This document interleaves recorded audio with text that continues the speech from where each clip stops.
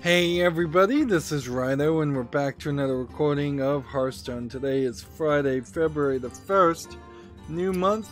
We've reached the rank of 20, which, well, we got as high as 19, I guess, and then we fell back down to 20.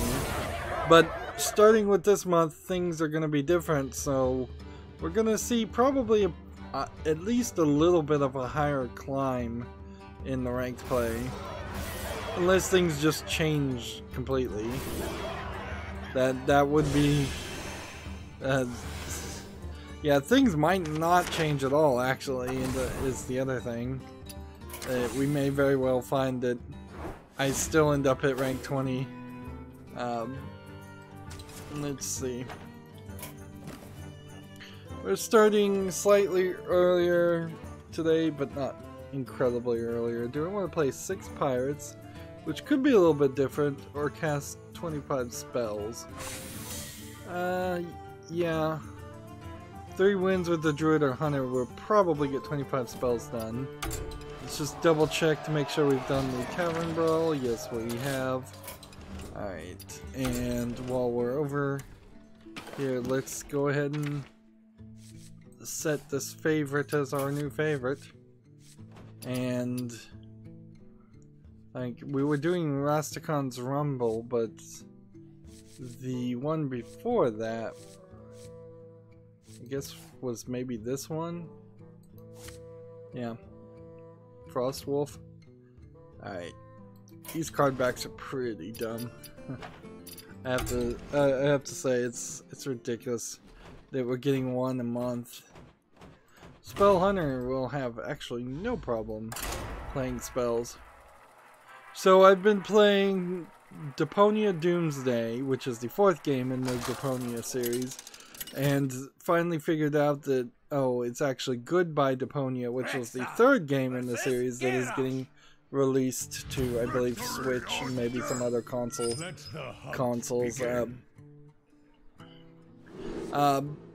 At the beginning of Deponia Doomsday, there was definitely some frustration I ran into where the game was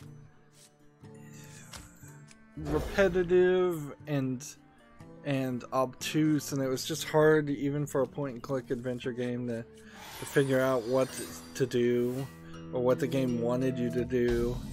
And then it's a game that centers around time loops and time travel, so you end up having to use the same environment and the same items in 2 different ways, which is slightly annoying because it's just repetitive content. Although I'm now past that point and I'm making decent progress, but I am running into this consistent problem where there's too long of an amount of conversation whenever you click on anything. So you'll get 4 or 5 lines of dialogue even if you're not doing the right thing, when it really should just be like 4 words. It's like, I can't do that. That's a bad idea. And I don't think so. Simple things like that are ideally what I'd want to see happen as far as responses, particularly negative responses, but it's not what happens. And so the game feels stretched out because of that. Deponia has this art style in which every background and every scene is just full of stuff, and that's very pretty, but it's also very distracting, and then it has kind of a sharp contrast to what really is going on, because in reality, even if the scene has a lot of background animation and sometimes even characters, the things you can actually click on and interact with are extremely small. Now, it does have a hint system, which I'm using almost consistently to see what can I really interact with versus things that I can't interact with. But it does kind of feel like it's just a bad move on the decision-making process to have it work that way. To my side. Okay. just kill one of these guys. And we'll take an explosive shot.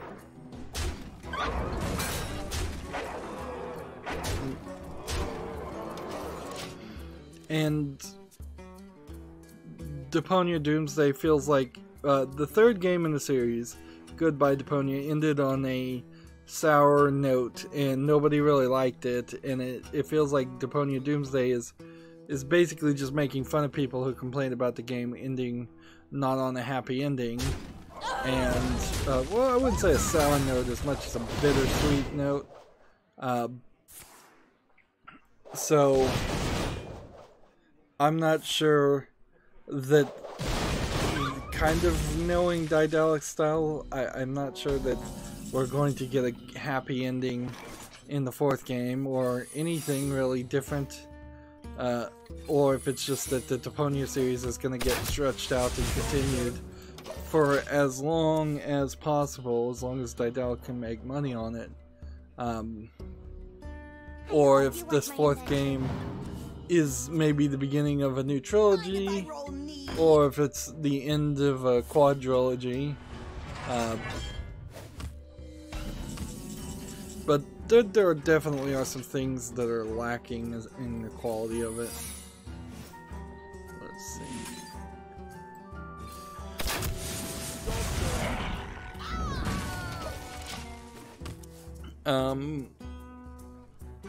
Of course, I'm not really playing other games besides Hearthstone when I record other things, so Deponia is the only thing I've been doing. And there have been some times, particularly at the beginning when I was getting frustrated, where it was very much like I'd play for an hour and a half and then I'd be like, oh, I'm tired of listening to the lines of dialogue, so I'm just skipping through dialogue, or I'm tired of playing this game, so I'm just taking a break. So I don't know if I'm really making a great amount of progress, but I am making progress. And there certainly were days in December where I probably didn't even think about doing anything for an extra day. Since it's Friday, and I doubt too many people will be coming to the stream, although YouTube is got an experiment within an experiment, they say, in which they're going to try and add an explore tab. I don't know if that's on the trending tab or if this is going to be its own separate button at the bottom of the cell phone app, or the Android app that I use. And inside the explore tab are going to be different categories, and what they're doing inside that experiment is to do creators on the rise who have less than 10,000 subscribers, which, alright, that might really work for me, you know. If somebody's exploring on the gamers if somebody's on the explore tab looking at gaming category, that might actually turn into a point where my particular channel might get promoted, but probably not, because I wouldn't be surprised if there's a minimum that, even though they're not saying, that they would talk about. Also, I don't know if I really fall into the category as a new creator or a creator on the rise in ever. Like, my channel's too old at this point, and to really fall under the category of a new creator. And unless I got a big hit, which will probably never happen because of the algorithm, I would need a big hit to get a bunch of new subscribers to then potentially trigger a calculation that says, oh, he just got 100 new subscribers, so he might be on the rise. Unless they're just going to do it kind of randomly. And if they do it kind of randomly, I guess whatever at that point. I'm playing all these cards, but I don't think I'm actually going to win at this rate. This feels like I'm getting mecha-thuned. But in general, the idea makes sense. If there is, just for like 1 hour, 1 day, 10% of the audience on the Explore tab, 1% of the audience on the Explore tab. If it was just a random person always that was getting recommended on the Explore tab, and not somebody that was getting looked at by some team in Google and thus given special treatment, then maybe then I could get a few hundred extra subscribers, get up to 1,000 subscribers, get back to getting pennies. I also heard somebody talk about how they 2 years on now with the adpocalypse, that the adpocalypse might be over. I mean, the permanent effect is still there for small content creators. Like, people with less than 1,000 subscribers and less than 4,000 watch hours are still kicked out of the YouTube Partner Program. So unless they were willing to undo that, which they're not, unless Google was willing to undo that, the problem is still there, and it's still been doesn't feel like 2 years, it feels like it's only been 1 year, but whatever. Yeah. Like, it's still been 1 year of absolutely no ad revenue on people's YouTube channels. And I'm sure lots of people did not create new channels, did not add content to their channels, gave up on their channels in the meantime. But I guess that's all I can really say about that for now. Let's see. Pain, speak to me. Let the pain speak to me. Let's go through the news and just try to wrap this up relatively quick. You know, I say this every time, but particularly on Fridays, I don't see a reason to drag this out. I do need to be better about breaking up episodes, though. Like, I've kind of fallen into this weird position. The eternal Wait. hunt has begun.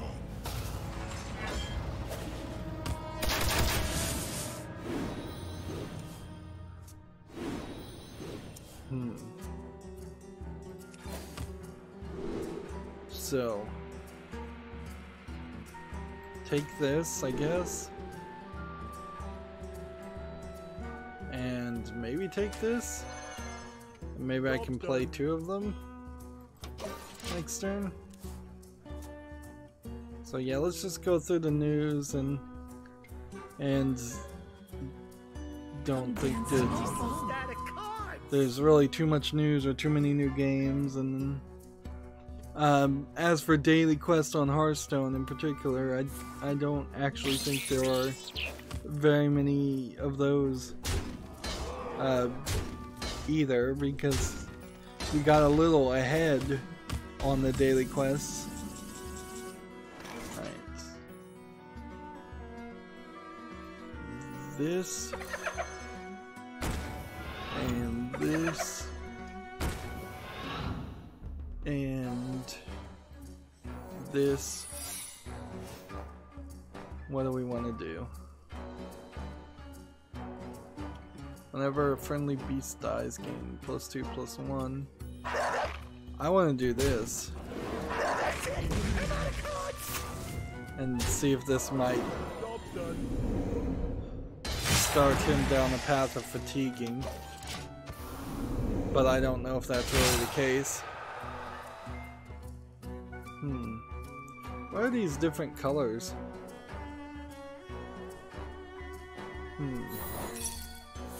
That seems odd. Yeah.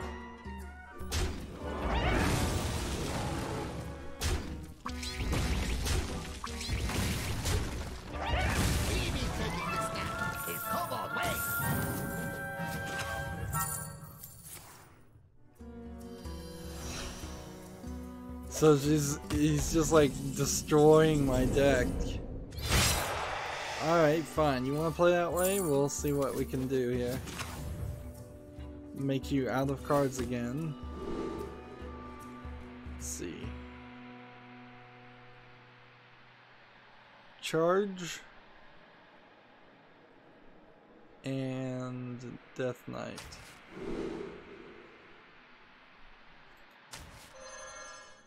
Job's done.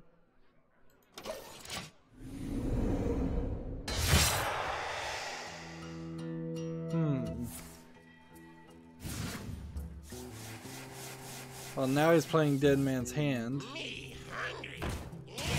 I'm out of cards. What is this guy doing? Whatever he's doing, it seems like it's genius. This is genius, whatever it is.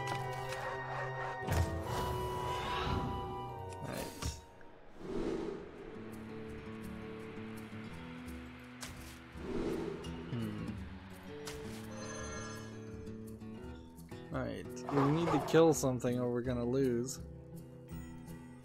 Is this the best we can do?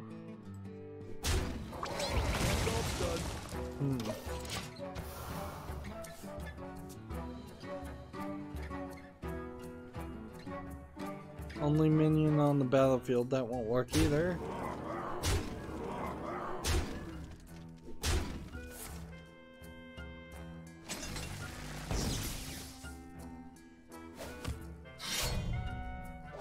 I have no idea what strategy this is. This looks brand new as a concept. This was actually one of the first interesting games I played in a long time. And we only need 3 stars to get up higher. It seems like they're not spread out very well though. Like the 3 stars feels like they should be a lot further. Alright, let's start going through games. We have a game called Miko Satori, which looks like it's an RPG. I kind of like the animation style here. It looks like it's a hex-based fighting RPG game. So it's probably a no, but I'm kind of interested in seeing what this reception on this is. This also kind of looks like it might be a cell phone game. So I'm going to put this on the follow list and we'll see. Early access, $18.99. And it's from somebody I don't really recognize. But I'm willing to give this a follow and we'll see how the reception is. That's about as far as I'm willing to go with it though. So next we have a game, Nomads of the Fallen Star.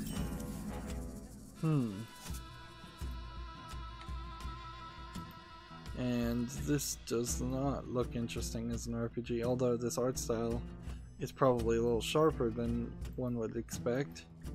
Problem with all this is the screenshots are just showing me menus and not characters or any action in the gameplay. It looks like it's a checkerboard fight. Let's see, how much is this? $11.69 discounted. Let's go ahead and play a card over here.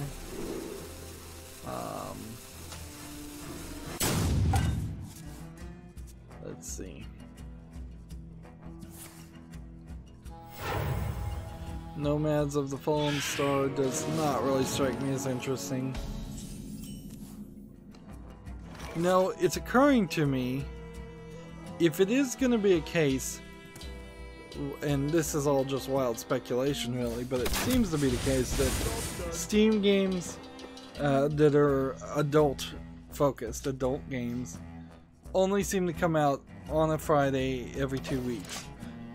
Maybe it would be extra work, but maybe I should just skip all the adult games for Friday.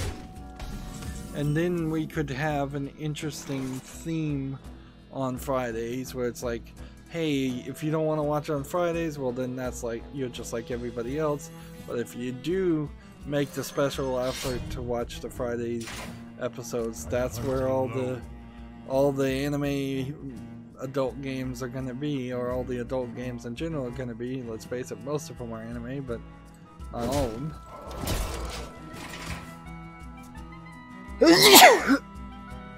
It would be a little unfair to those games, and it certainly would be singling them out and treating them differently. Excuse me for sneezing. But I guess there might be some logic to it too. Generally speaking, just in theory, I would not want to single out any style of game and treat it differently. I would not want a game to lose its first 24-hour sales just because it's a specific style of game. If the first 24-hour sales means anything to anybody, yeah, it might mean something to somebody, I'm not sure. Let's go ahead and do this. Go ahead and do this. And let's see, let's go ahead and attack this guy. Job's done.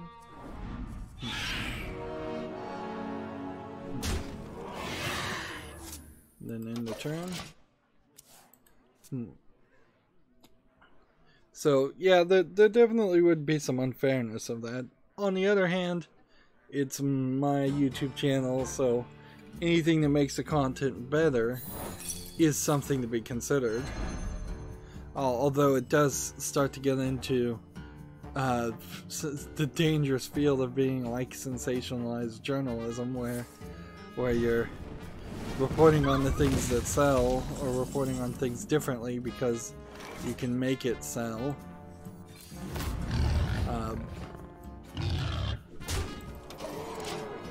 So, I don't know, I'd have to think about it, and maybe if I got some feedback, that might be an interesting thing. Right now, I guess Steam is making that decision for me anyways. Let's do this. And do this. And attack you. TechRaptor has an article for us. Epic Games Store regional pricing is now available in 230 plus countries. So they're working to set up their store and make it a better place.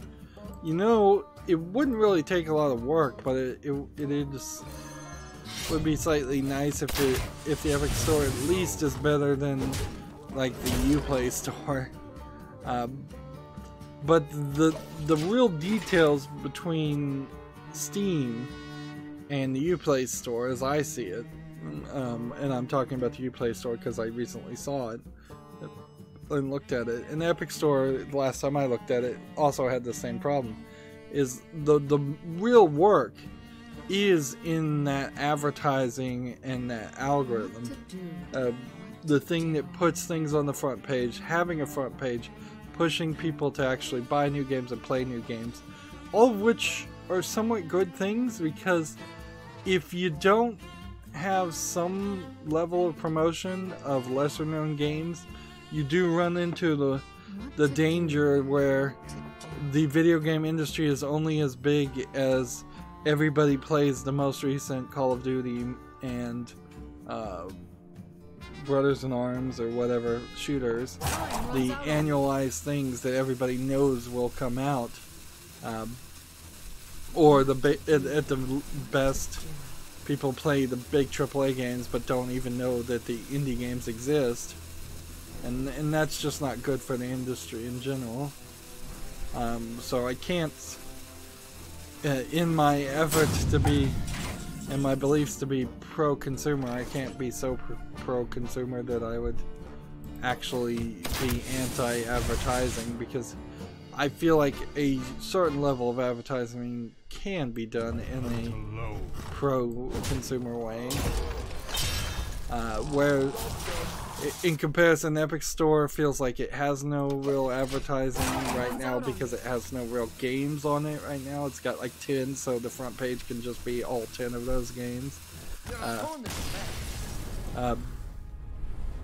Uplay seems like it has no store also. I did see on Reddit somebody was saying that if you sell the Steams on your own storefront, Steam keys, on your own website, Steam doesn't get a 30% cut on that. I guess that might be true, but I haven't really heard that confirmed.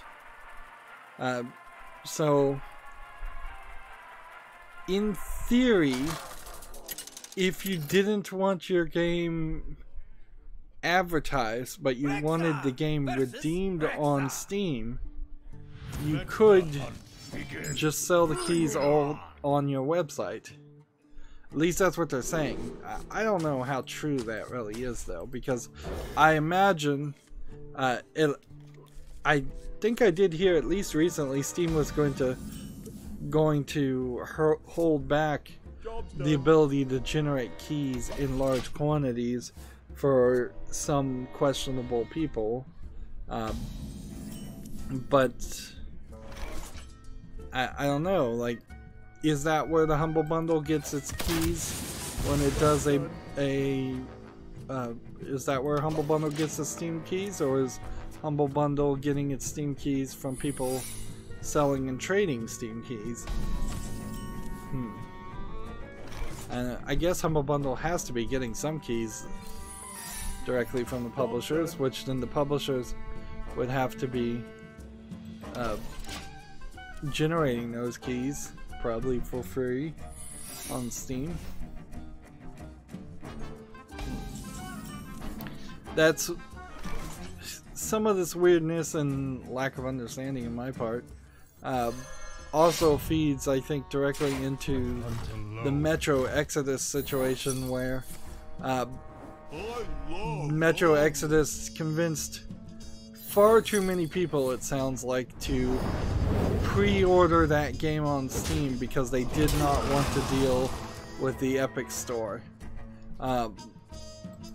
Unfortunately, I guess a lot of gamers did not have enough willpower to say, wait a minute, no, we're not going to buy this game or pre-order this game in the few hours we have left before it leaves the Steam store for 12 months. So we're going to instead pre-order it before we've seen any reviews of the game.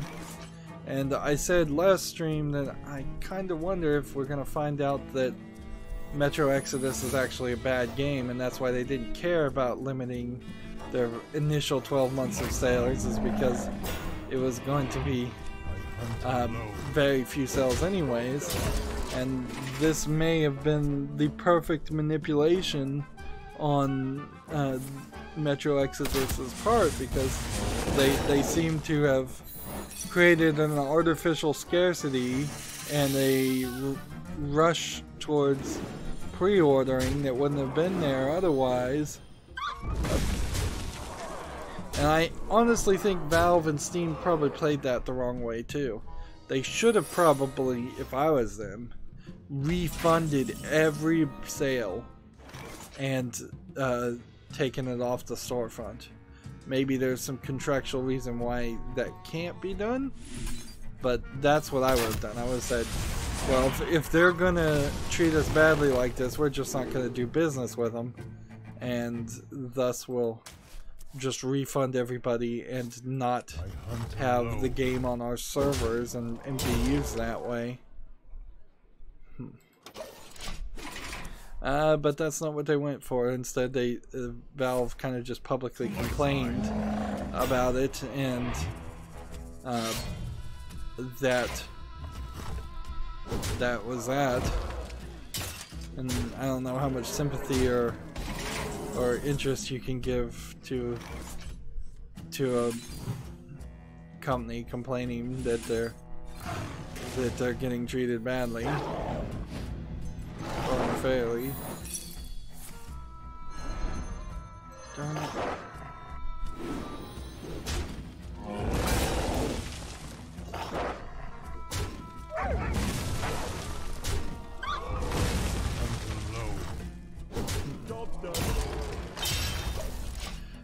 Next we have a game on Steam called Full Moon Defender of the Cubes. I feel like I've seen a game called Full Moon before, and this doesn't look like it's a particularly good game. It may have slightly interesting backgrounds, but I think they're too busy for this side-scrolling shooter. Side shooter, interesting. I don't know. Weren't those just called shooters at some point?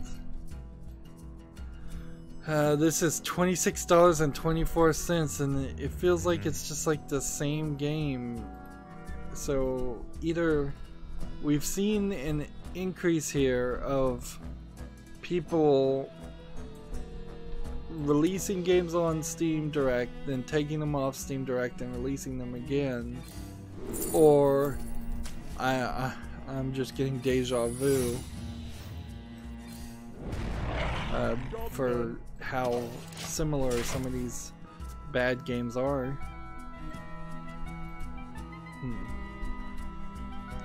Nothing really to say there though. Of course, I don't want to put that game on the follow list.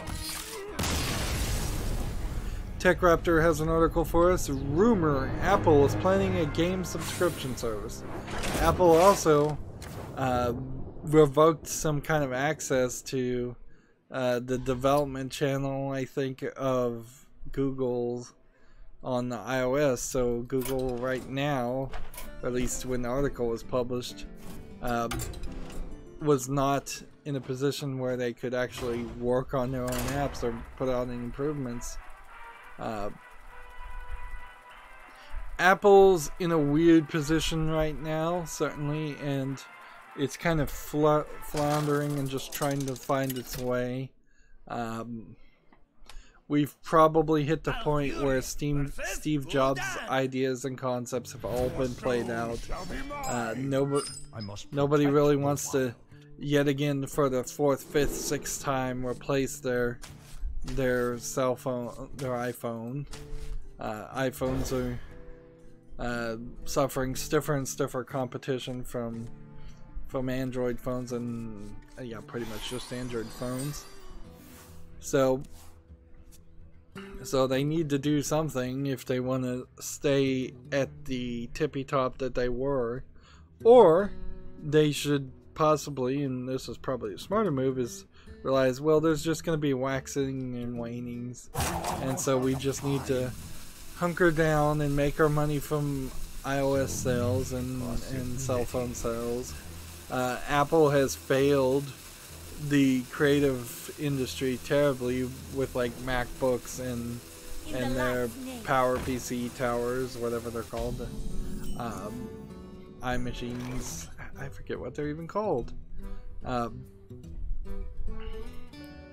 So because they didn't put in the money, they didn't invest the money they were getting from iPhone sales into making PCs and trying to stay somewhat relevant, at least in the PC market, amongst creative people who didn't want to deal with Windows 10 or Windows updates in general.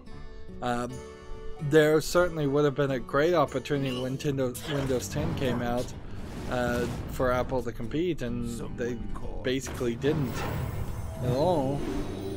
And even now, like, only the most hardcore Apple fans are still sticking with them.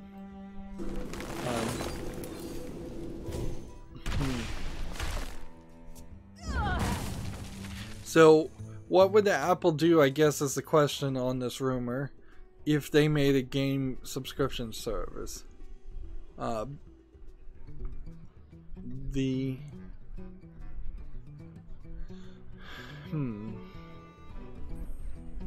What would Apple do? What could Apple do? The problem here is Apple has really no connections in the video game industry at all. Like, they've never done a console, they've never published a game, they've never really had any connections with anybody that publishes a game. So is their subscription service really just going to be a case of is it just going to be a case of you get one free game from the iOS store a month, or they just publish out, they give away some free games and do some contracts from the iOS store, or are they trying to go the route of like a Twitch Prime loot where it's PC games, but it couldn't be PC games, so it would then have to be Mac games, and there aren't too many Mac games out there, so that doesn't really work.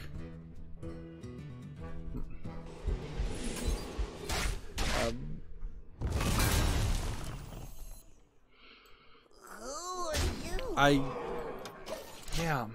mean, if you take it out of the cell phone and tablet industry, Apple fails miserably. So it has to be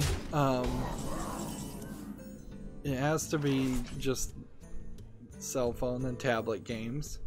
And who's really gonna pay a subscription for cell phone and tablet games? Some people will, kids will, using their parents' credit cards, but I think that's kind of it. And I think the vast majority of everybody else is not going to be interested in that offer at all.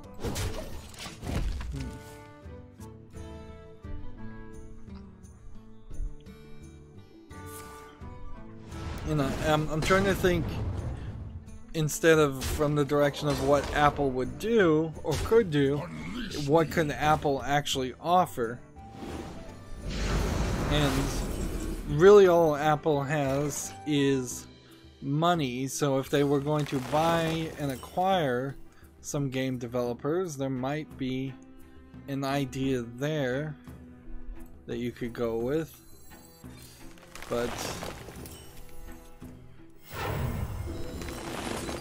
yeah, it doesn't seem like they're anywhere close to that. Like, they would have had to be slowly purchasing game developers, or at least mobile game developers, for the past 5 years to build up a game department in Apple.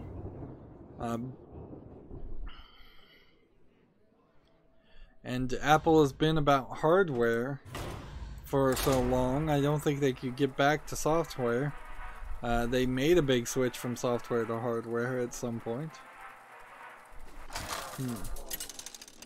So yeah, I guess if they just were quietly going to be the publishers and funders of games, that would be fine, but I don't think they'd be interested unless those games also appeared on iPads and iPhones.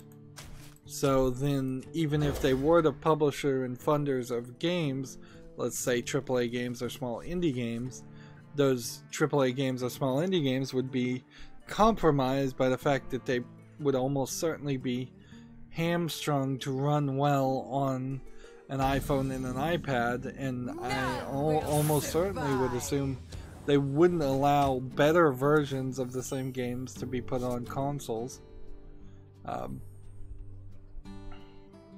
I don't think Apple has any interest or even potentially enough money to buy Sony Entertainment, Sony Interactive, or just all of Sony.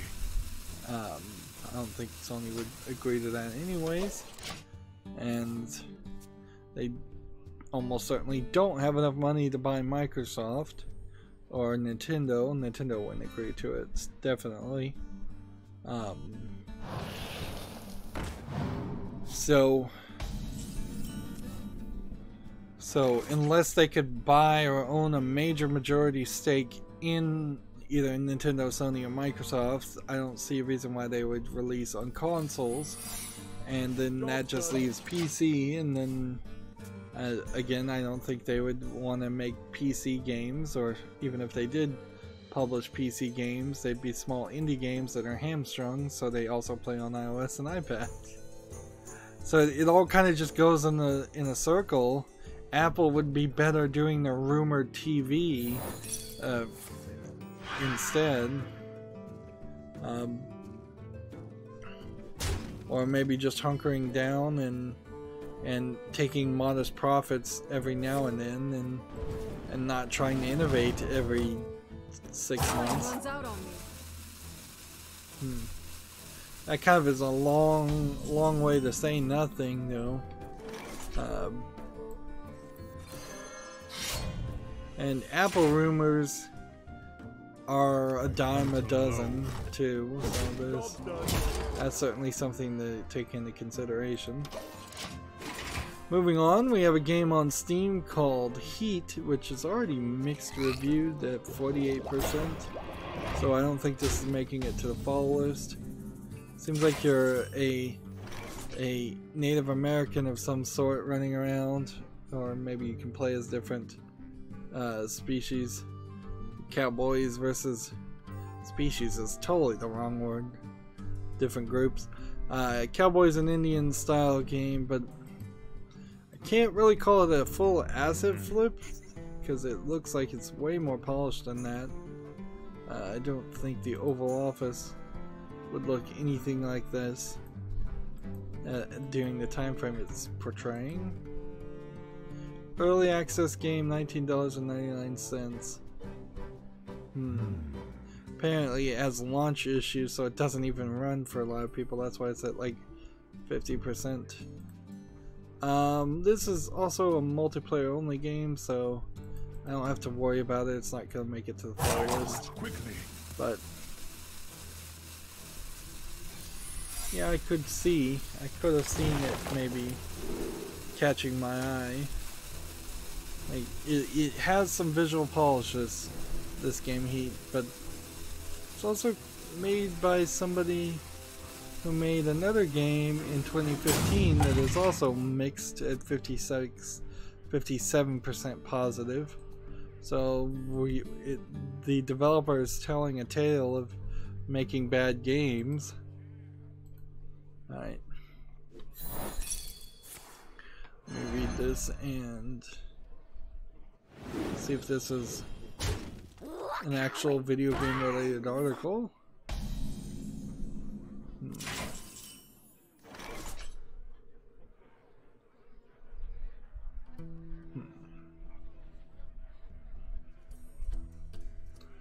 No, I don't think this is particularly video game related. Spike Chunsoft and Kotaro Uchikoshi debut an internet idol named ASET, which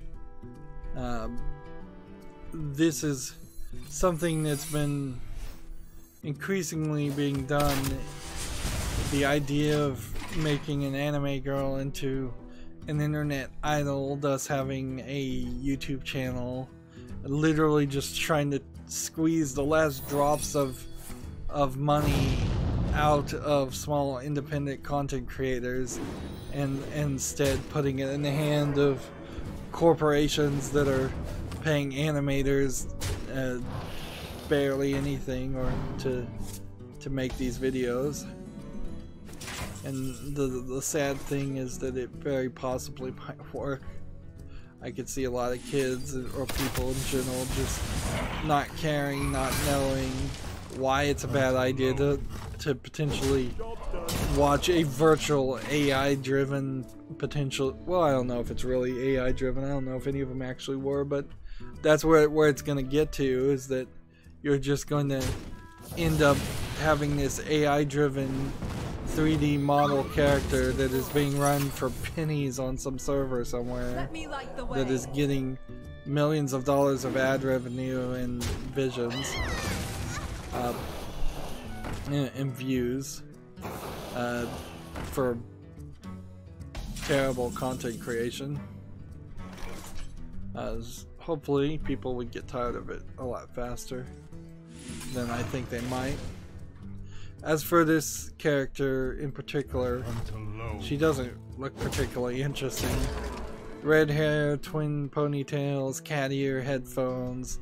She's dancing around. She has a... I mean, I guess I could just show her since I'm watching the video here. She's dancing around in just a generic background. She's rather tall and slender. They're probably pushing her to look a little bit older, definitely not in that moe style of being young and short looking. And she's singing and dancing here. Like, yeah.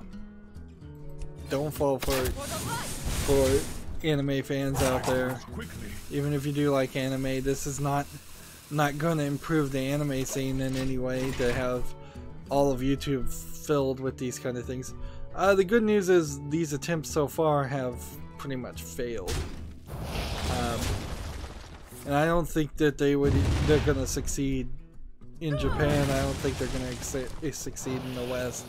As for idols and singers and dancers, that culture in Japan, I think, is still very much conceived around the idea of a real world person, not a fictional character.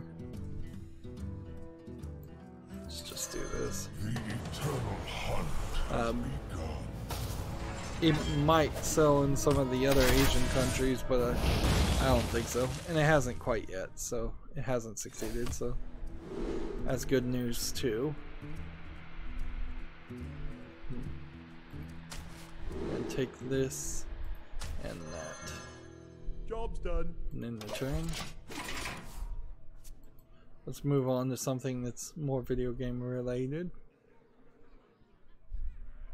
Let's see. Next we have a game on Steam called Sizen. S-Z-E-N. Those who wield it. Let's see. This looks to me like it is potentially just an asset flip. Let me see this developer for a second. No, they haven't developed anything else. It's a VR game for free, which puts it as way too cheap for a VR game. Yeah, this feels just like an asset flip.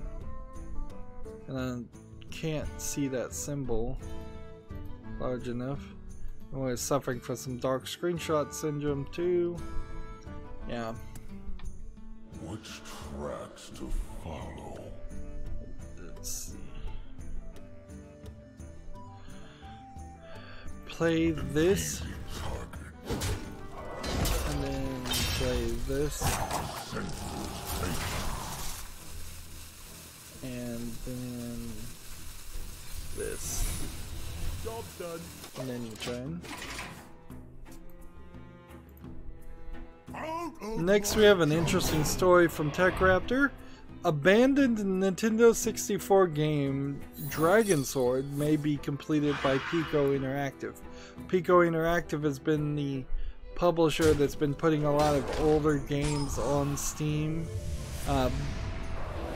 Now, I'm not sure I really condone the idea of taking an old unfinished game and spending that extra effort to giving it that extra effort so that it actually is finished seems like a kind of silly thing to do.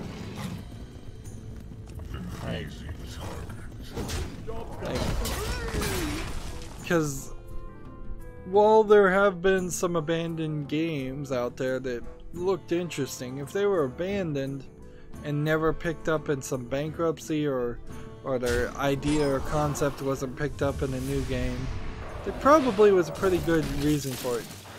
Star Wars 1313 is probably one of the best examples of that, or Halo 3, probably examples of that too. As much as we'd love to see a Halo 3 at this point, there's a decent chance that it would not be satisfactory in any way. Let's see. Do this. What do I want to do? I mean, I'm just gonna play one of these, I guess. So we can get rid of this guy. So we can do this.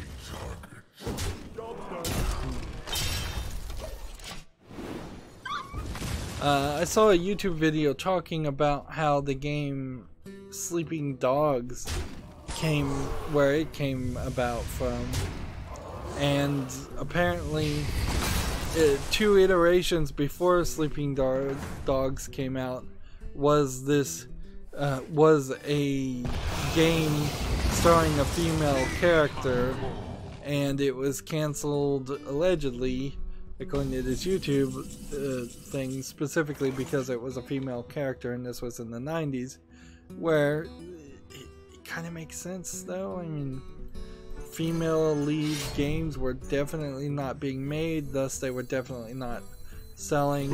It is that catch-22. If no one is willing to try, of course there won't be somebody who sets the stage or does something new. But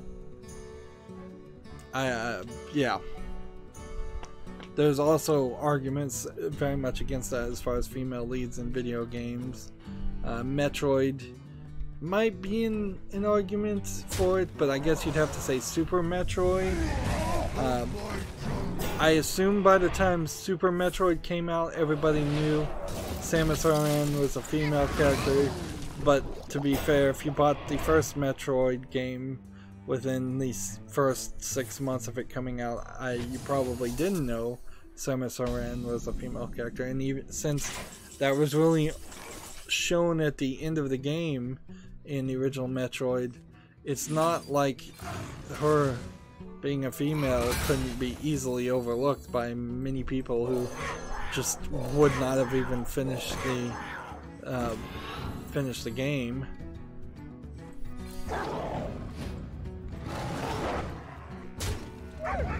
Let's do this.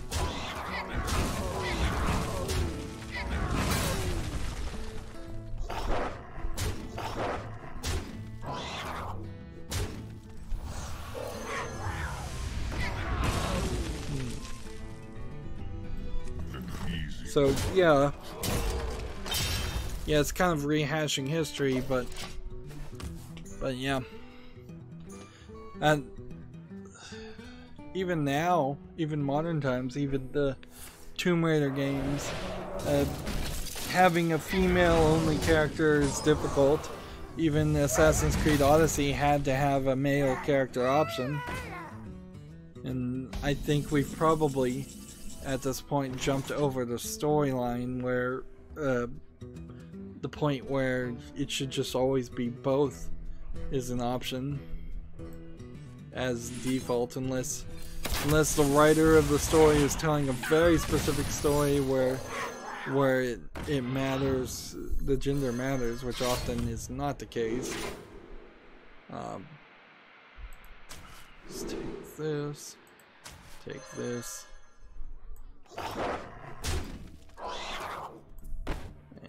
And take that. Let's see.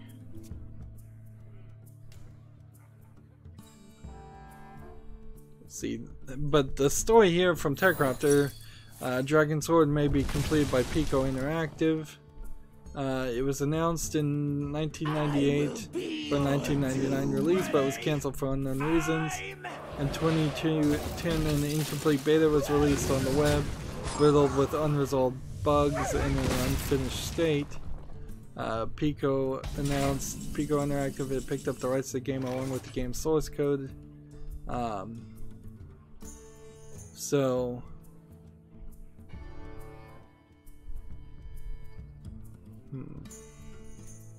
They've also worked on 40 Winks, a platform adventure which was funded by Kickstarter for over $131,000. 40 Winks was originally released for the PS1. Oh, by the way, it seems like Sony has trademarked something, maybe not for this country, that would be capable of playing PlayStation 5 through PlayStation 1 games. So just complete full backwards compatibility. That does have a bit of believability to it because of the fact that it probably isn't very expensive to put in the extra bit of hardware that would be needed to see that happen. Yeah, I could definitely see just putting something in there that could emulate PlayStation 1, PlayStation 2, PlayStation 4 games, and then having an extra piece of cell processor in your hardware, just effectively having a PS3 in a PlayStation 5 bit of hardware so that the PS3 games would run. In all honesty, the PlayStation 4 should have done that too, but it seemed like it didn't matter. And now I imagine the price point has just changed. Let's see.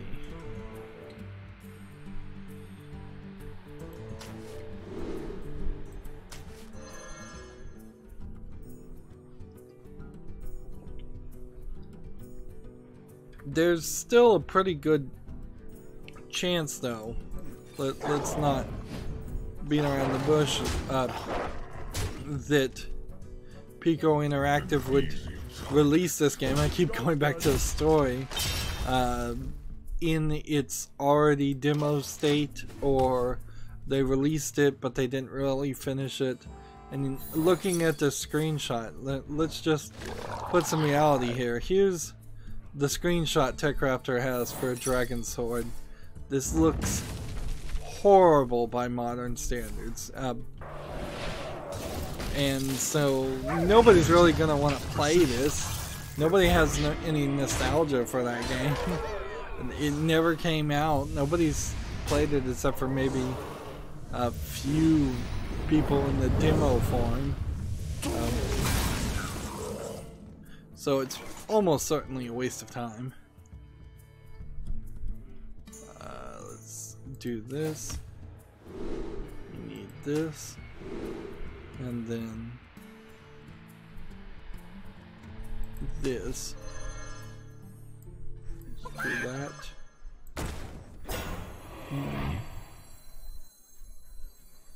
Let's do that.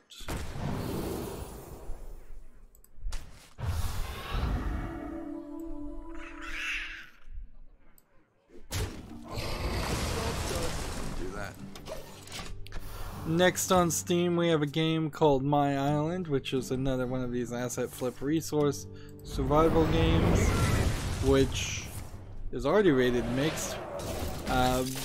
What can we do to convince people that nobody wants these survival games anymore? I think we're gonna just have to wait 3 or 4 years until all of the people who started development on these games are done and have abandoned them. This game is discounted to $8.99. Yeah, it's definitely not making it to any list. And I am not getting anywhere though. Like, I need 3 victories and that's not really happening very fast.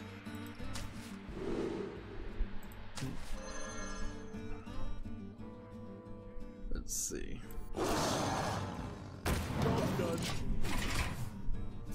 We may run out of news before I finish all the daily quests. Welcome to the show. Let's see, next we have a game on Steam called Warhammer Quest 2 In Time, which Warhammer, it's not Warhammer 2040K, is it? The series I'm thinking about? Might be.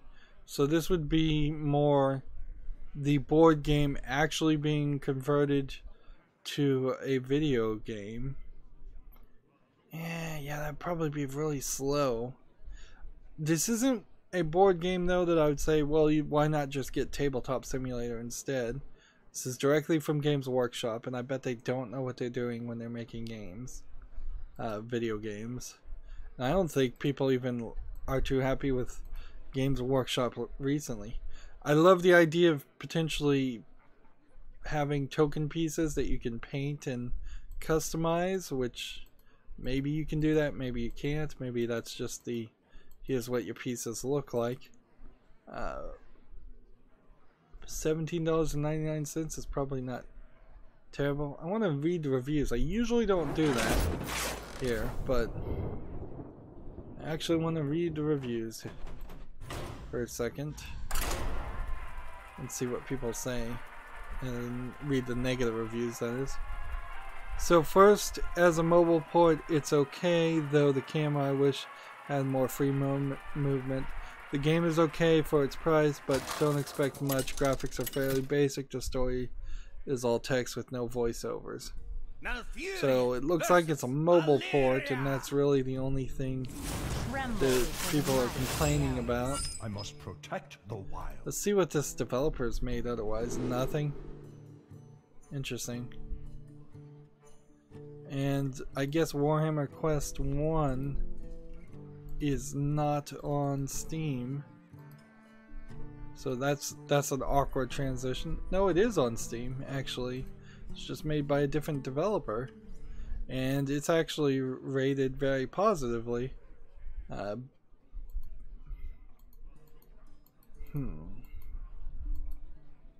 honestly, it kind of looks better for what it's doing.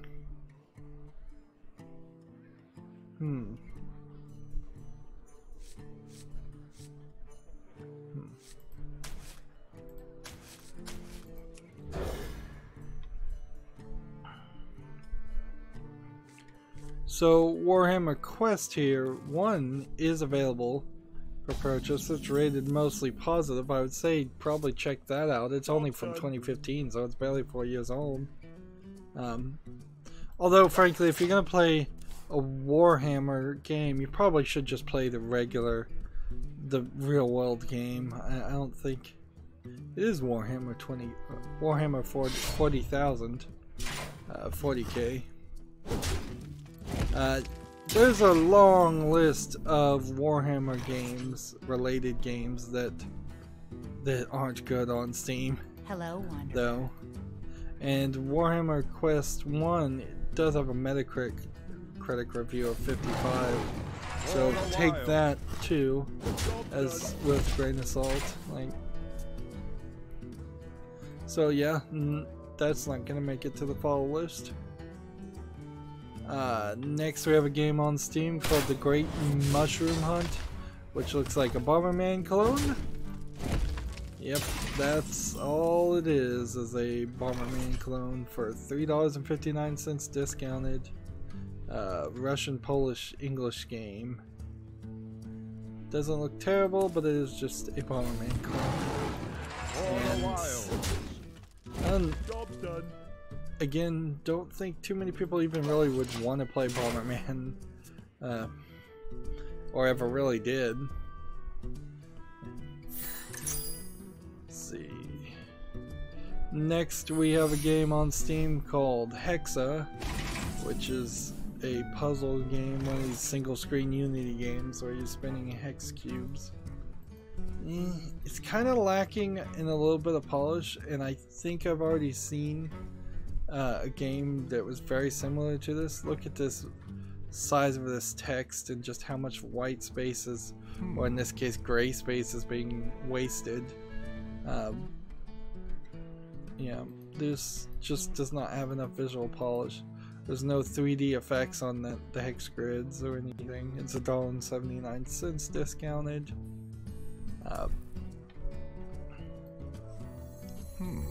Let's see, what do I want to do? For the wild. Let's start some trouble. Time waits for no one. I'm starting to yawn again. Wednesday I drank an expired no-dose, which had no effect on me. That's the last of those I'll probably ever drink in my life, because they never did have any kind of effect on me. The only thing that ever works on me is 5-hour energy drink extra strength, which is what is in my hand right now. So I'm going to think very carefully about whether I want to drink that or not to try and mess with my sleep schedule and stay awake till like 10 in the evening instead of falling asleep in a couple of hours, which very possibly is what's going to happen. I also found out that my thermostat, which I had recently changed out from a Nest to an Ecobee, because the Ecobees have remote sensors for different rooms, and that works better for my house because my room that I record in has a computer, and the computer pumps out a lot of heat, and I think the air conditioning in my house is also just not got very good duct working, so the air conditioner is just not getting to this room anywhere else. But at some point it got bumped to just be locked into a temperature, and so it's been running the house very warm. And you know, if your house is overly warm, it tends to make it a little too cozy and a little too easy to sleep. And so that the temperature is probably a major factor in my insomnia. It's just like if it's too cold, difficult to sleep. If it's too warm, difficult to wake up. If it gets really, really hot, you might wake up, but you might not. So yeah, there's another factor there. But just the fact that you could misprogram a thermostat and suffer weeks and weeks, which is pretty much what it's been, of insomnia, is not a good situation to be in. Right. Just kill this. And then let's just draw cards.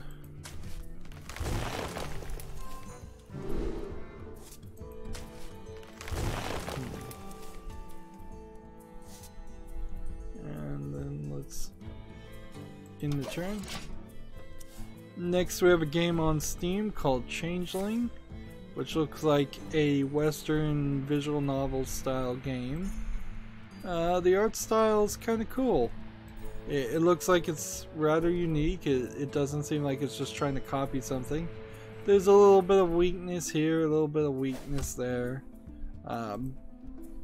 Sadly, I don't think people in the United States or in the West in general just can get hired to be animators, thus their level of skill and their level of practice seems like it's always a little worse.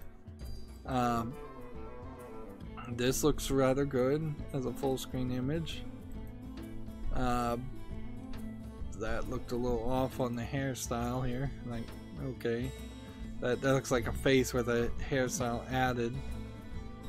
There's nothing here tagged as far as adult content. It's $19.99. Doesn't look amazingly good though, so I don't think I'll be putting this on the follow list just because yeah, maybe I can put it on the follow list, come to think of it. In this case it might be only fair to give it a chance, yeah, and see if people like it, because I'm always thinking that if I were to cover visual novels, I wouldn't want to have to play 5, 10, 20 Japanese visual novels in a row because there's no competition anywhere else, even if that is the case. So I'll put Changeling on the follow list. We'll see what other people have to say about it.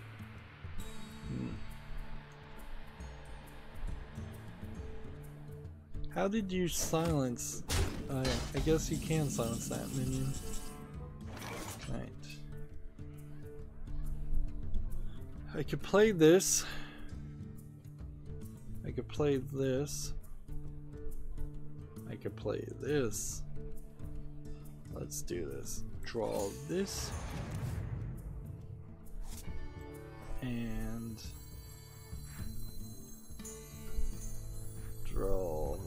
this. And play this. Sweet essence. And I don't need to do anything else, so we'll just attack there. Gamatsu has an article for us. Modern Combat Blackout is coming to the Switch. So, an optimized Modern Combat 5 Blackout is coming to the Switch via the Nintendo eShop. I don't know Modern Combat though.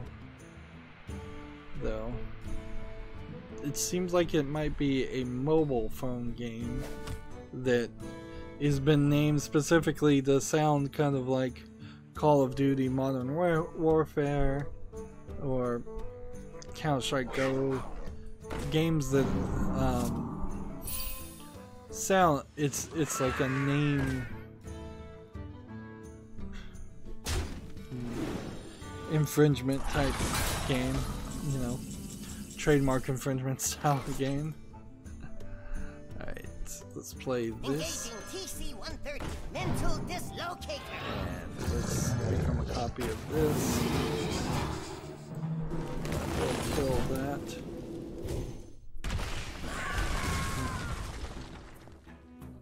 And we'll take out that guy.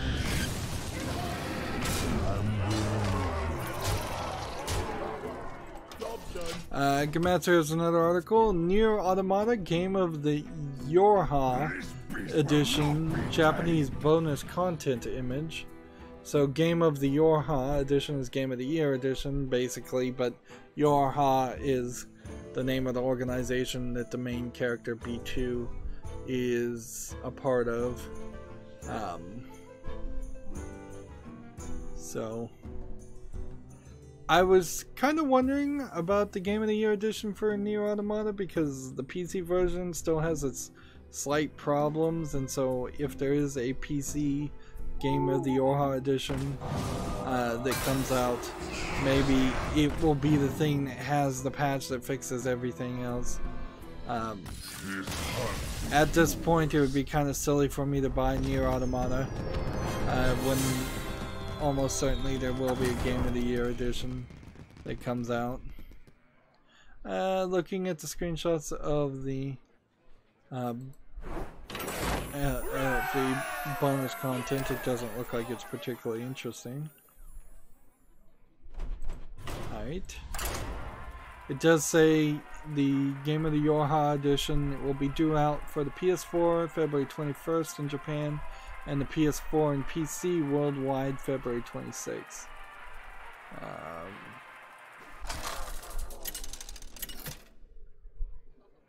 Seems like it comes with some stickers and reversible box art and a dynamic theme in the Japanese bonus content. So even in the Japanese bonus content, it doesn't seem like you're getting too much extra, which is fine. Like I don't think that game in particular is well served if it has a ton of DLC, because the multiple endings, including the one where you delete your save file, kind of make it hard to do any DLC. And the game's so long anyways that would be kind of silly.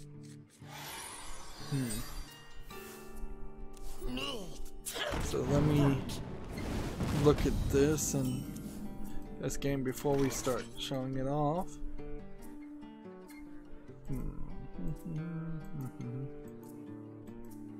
Let's see. Now I have to ask myself two questions when I look at these. Alright. Weird enough. Quickly. Do this. Yeah, anytime I look at these games that are tagged with sexual content and nudity, I need to now scroll through them a second time on Steam and say, hey, are these people wearing school outfits?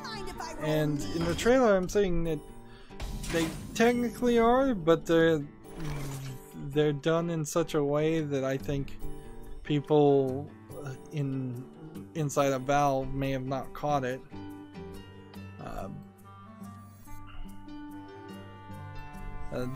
That's a weird thing about, like, well, we don't like the Japanese schoolgirl outfits, and you're like, which ones? Every single school has a different high fashion outfit that only barely looks the same, similar to the others.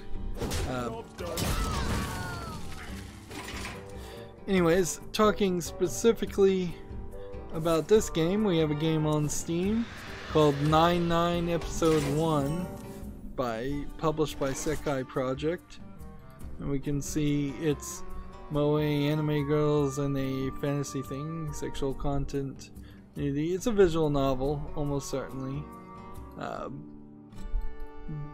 but yeah, technically this moe boy here is in a school outfit, technically, but it's high fashion enough it may have slipped by. Technically, this girl is in a school outfit. This, of course, is not a school outfit. That's more of a magical girl outfit.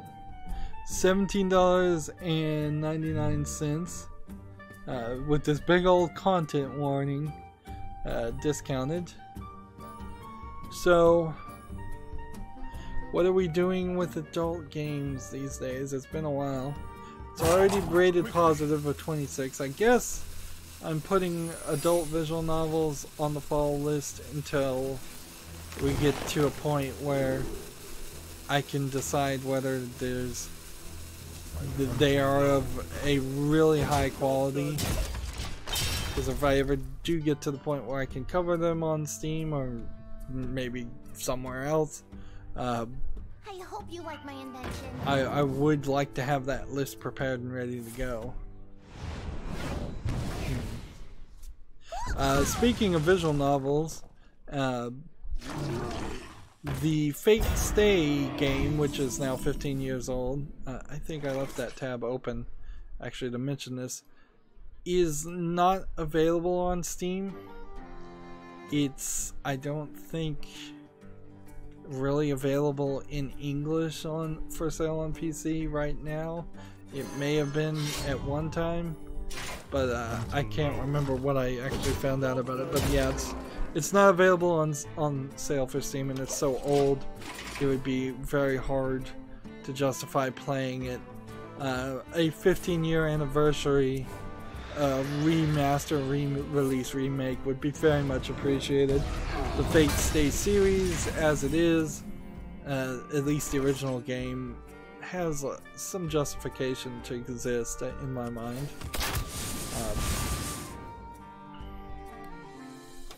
Let's see. What probably doesn't deserve to exist is this next game on Steam, which is a bunch of Asian characters / Psychosoft Limited, which looks like it's a bit of a joke game, visual novel simulation game. Doesn't seem quite good enough. It's English, it's not supported. That's an easy decision then. $1.19, and it's only simplified Chinese. So yeah, this is probably a kind of troll Chinese game or a cheap Chinese game. This honestly might be the first troll Chinese game I've seen. I was saying a couple streams ago, it's like I don't think I actually believe that there are troll Chinese games yet, because it's hard to classify them as that. They could just be really bad efforts at being sincere. Moving on, Gematsu has an article, the Eve Rebirth Terror opening movies. Let's see, Eve Rebirth Terror is due out for the PS4 and PS Vita on April 25th in Japan. Apparently it's not announced for the West, and it must be a visual novel. But let's see, is this part of the Eve series? Let's see, Eve Burst Air sequel.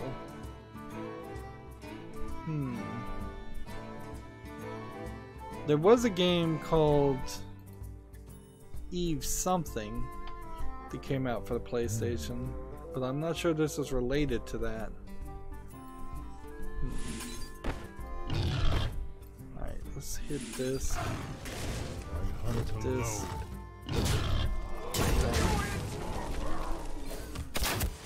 I don't know if I'd even be able to tell if this is related to Parasite Eve. That's what I'm thinking about. I'm thinking about Parasite Eve. No, this isn't related to Parasite Eve. It's related to just another visual novel. Yeah. So, not really important information. A lot of these are. I should have spent an extra 5 minutes going through all of these. Can I do this?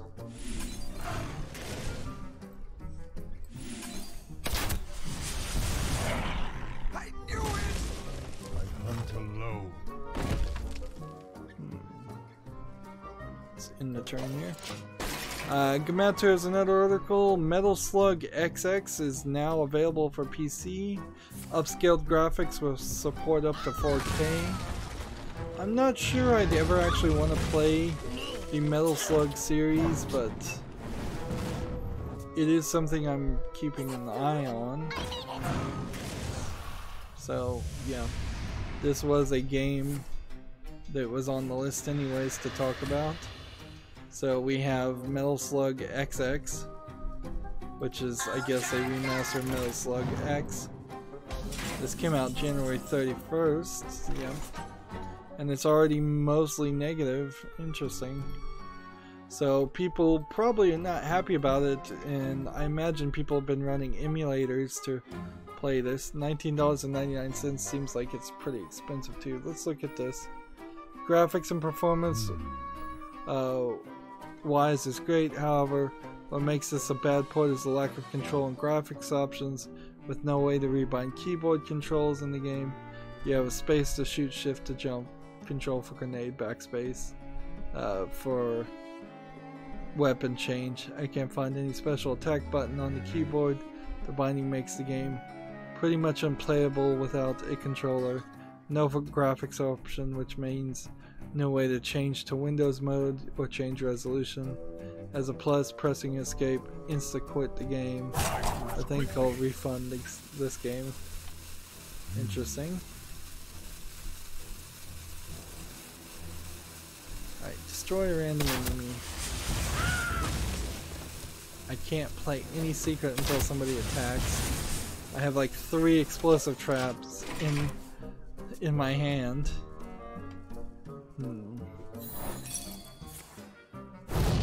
Yeah, there's another review. Horrible controls for keyboard and can't even rebind. So people are not happy with the lack of controller options for Metal Slug XX. So, in a case like this, where SNK put out a game that's not well received in its early release, I have to not put it on the follow list and just see if maybe there's a re-release or patch that comes out that people would talk about, so that I would know things have been improved. Otherwise, I'm just never gonna play it.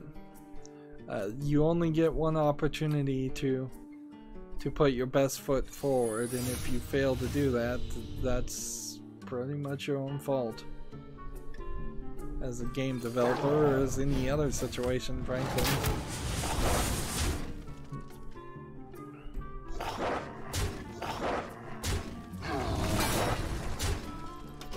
Let's see.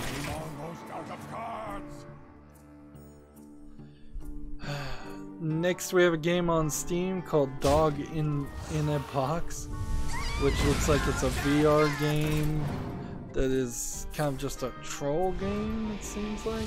Yeah, it doesn't look particularly interesting. It's $6.99, so it's at the right price point, discounted. But Oh, I guess you're putting the dog together from pieces, or you're supposed to. Yeah, this is just another one of those joke games on Steam, in VR games on Steam. Yep, I have no interest in dog in the box. Just play that. And do that. And do that. I don't know why, but my computer has decided to get really noisy on this computer fan. I hope it's not burning out or anything like that. Maybe it's time for a reboot or something. Maybe put the fans all the way up, see if there's dust in them. Next, we've got a game on Steam called Eggy's Game Flash Collection, which looks like a collection of terrible Flash games. This is the last thing I want to see on Steam.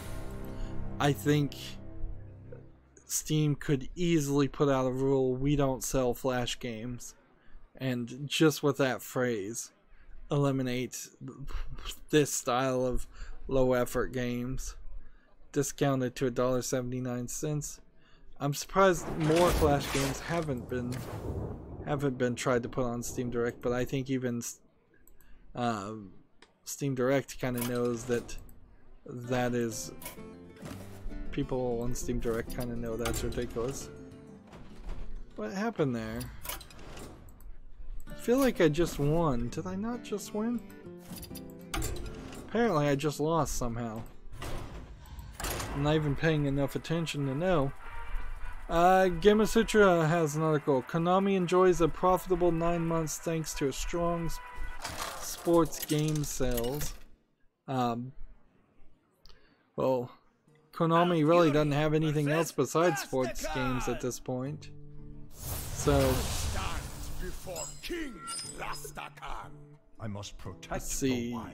Pro Evolution Soccer 2019, the mobile game Professional Baseball Spirits Ace, and the chibi baseball game GQ Pawaforu Puro Yaku U 2018. I didn't pronounce that right at all. Yeah, Konami's not making, as far as I know, any other games. And I think they're barely even making those games. But somehow they had 9 months of profitability, assuming they're not just lying about it, which they might be. TechRaptor has an amazing announcement story, and this is certainly bearing the lead. I should have reported on this much earlier. Nintendo announces a mobile title, Dr. Mario World, and new mobile partnership. So the thing here is Dr. Mario is Tetris basically without the license. For the wild. Doing a mobile Dr. Mario, yeah, for some people it might be fun to play every now and then, but unless they put some amazing gameplay and mechanics behind it and do way better than Super Mario Run, it probably feels like this is just going to be another Super Mario Run. Let's see. Do I want to wait a turn? I'm going to wait a turn.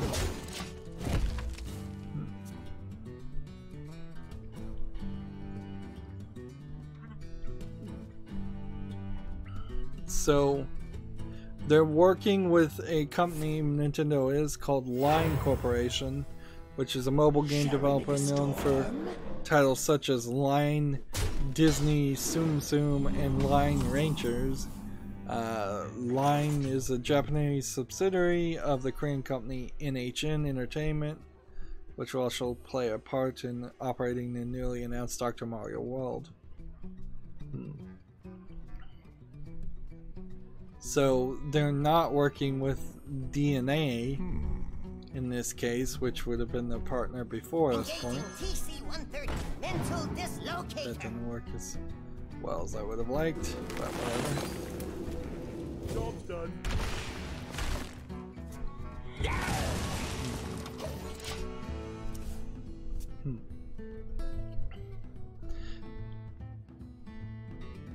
The fact that they did a Mario Run game and Pokemon Go, and that's kind of it, and now they're doing Dr. Mario, it still feels like they're very much focusing on small, short experiences on mobile. They're not trying to put out a re-release of Game Boy games, or they're not even really going for like a Game & Watch collection, which would have been an interesting idea, or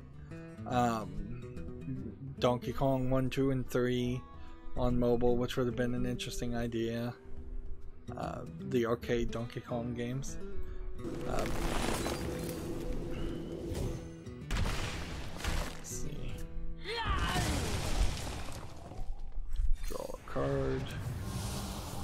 Gain some armor. In the turn. Yeah, it feels like you should have done they should have announced something besides a Mario game though. Like a Zelda game on mobile or something. Like, it seems like they're using Mario too much. Okay. Play that again. Now I can do 6 damage to a minion. Or whatever that's worth. For the wilds. Take that. Next we have a game on Steam called Incubo. I like this art style. This looks like it says it's a side-scrolling platformer, but the video I've been watching doesn't really seem like that. It's tagged violent adventure horror.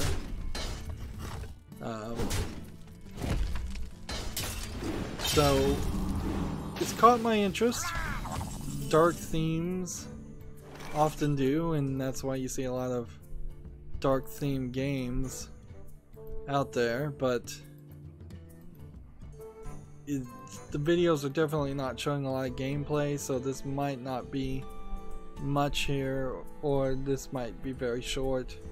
But it's already rated positively. It's $5.94 discounted. I'll put this on the follow list, see if we can get a few more people to play it and give me a real indication of whether this might be interesting to play or not. It feels like the Daedalic game, Anna's Quest, in a lot of ways. Alright, do I want to be a copy of anything? Time waits for no one. The circle of life is over. There we go.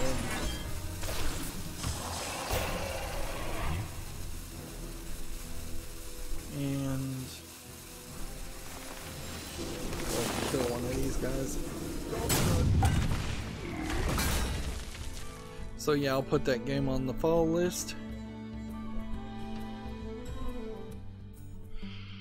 And at this point, we're still not done with the Americas account. We're moving slow. It's time for the 5-hour energy drink.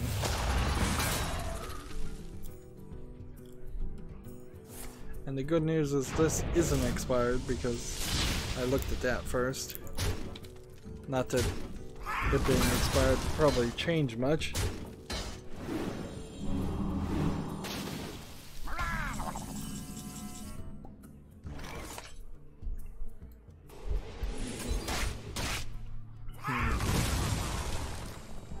By the way, if you've never looked at the back of a 5-hour energy extra strength, it includes 8,333% of your daily recommended dose of vitamin B12 and 2,000% of your daily recommended dose of vitamin B6, 200% of the recommended dose of niacin, and 100% of your daily recommended dose of folic acid, and 18 milligrams of sodium, which is probably quite a...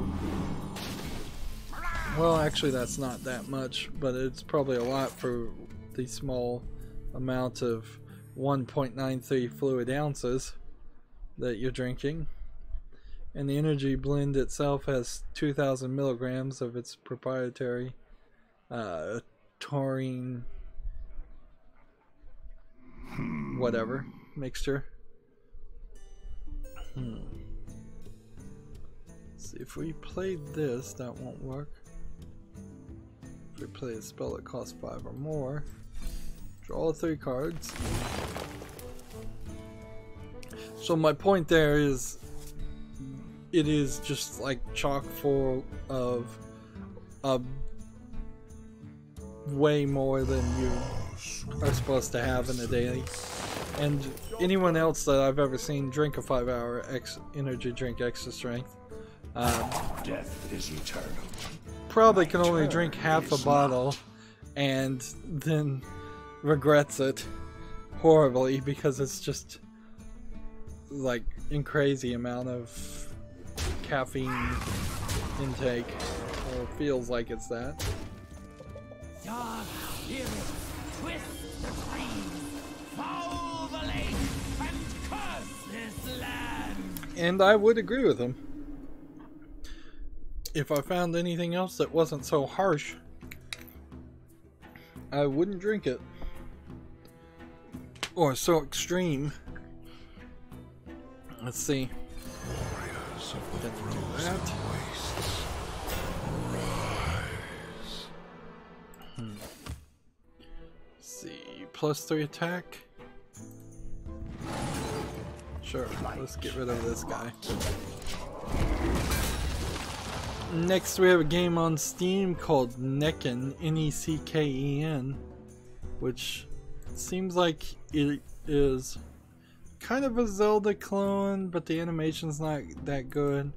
Feels like you're hopping from one tile to another tile for no reason. It kind of feels like Dance of the Dancer, but it doesn't actually have that rhythm aspect.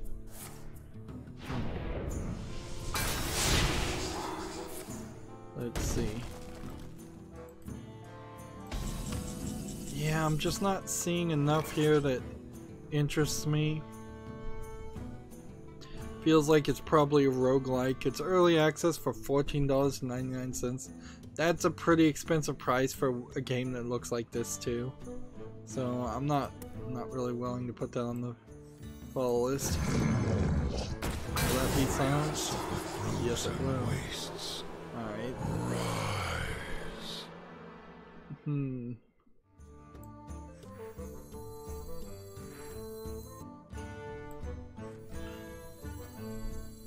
What do we want to do?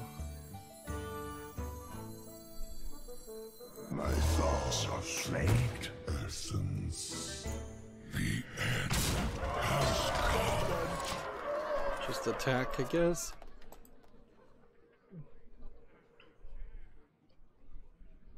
Let me look at this game.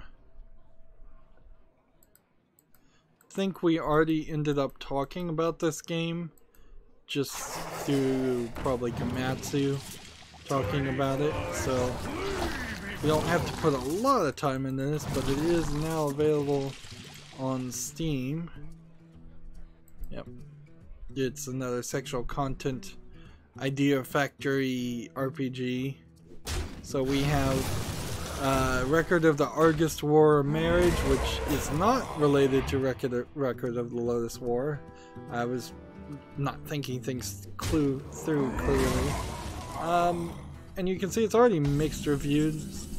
I'll probably put it on the follow list just to give it a little bit more time, but almost certainly this is not making it to the wish list. It doesn't look like it's particularly a interesting looking RPG. It doesn't look like it's animated that well. Looks like it might be a mobile port. They want $20.99 for it. There are other artist games out there, but I don't even think they go in this direction. I think this is kind of a spin-off to be cutesy moe girls, for the most part. Let's see, what do we want to do here? Deal 5 damage. Death is eternal. My turn is not.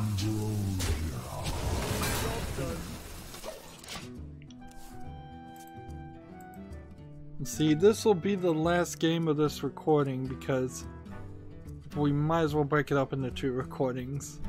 This is going to take a while.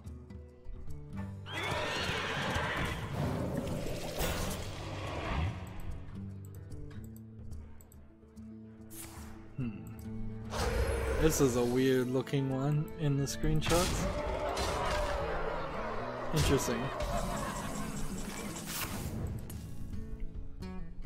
Alright. Costs 1 less for each thing on the field. So let's play this.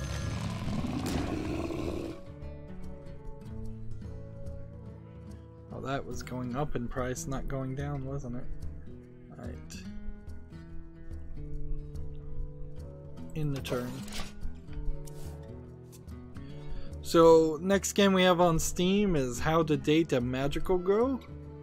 And then you see these screenshots of not the best animated magical girls ever. And it's pretty good animation, but it's a little rough. And then you just have this one screenshot of just like bloody nails on the wall.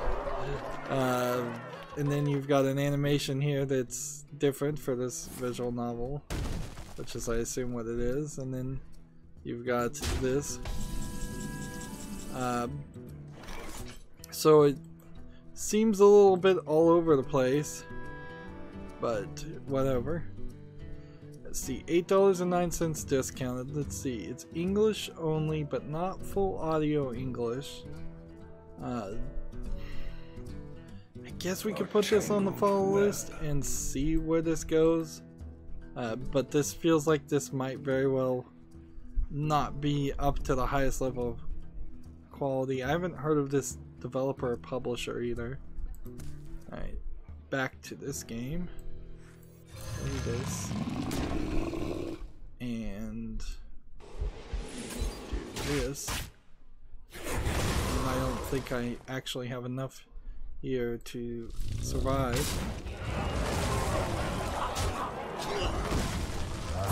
Death is eternal. My turn is not. Yeah. So, if he can do 1 more damage to me. Usually it's not this hard on the first day of a month to catch up and get victories. And see, this feels like my fear of things not really changing, even though it takes 3 stars to get up in rank.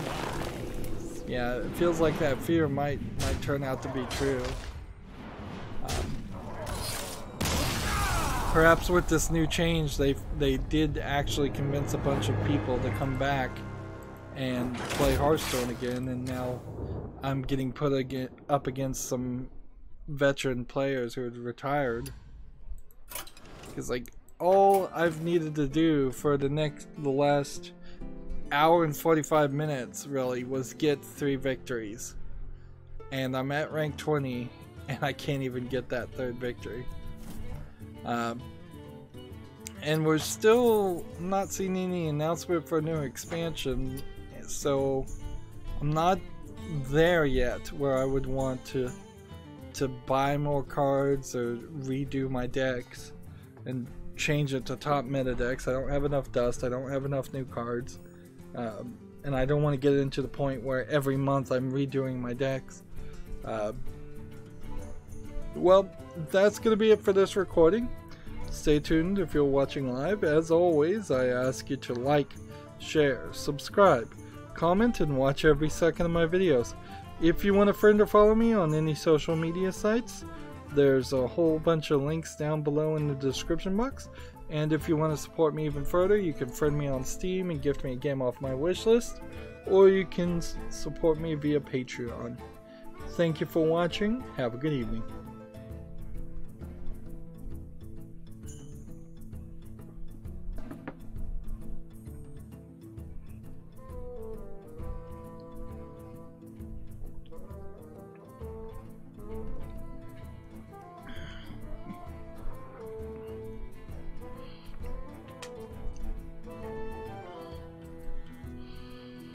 Hey everybody, this is Rydo and we're back to another recording of Hearthstone. Today is Friday, February 1st, and we are still on the Americas account, desperately trying to get a Druid or Hunter victory, and not really pulling it off, so I'm gonna switch to Hunter, and I'm gonna switch to Casual, so we can move over to the Asian account, or the European account at least.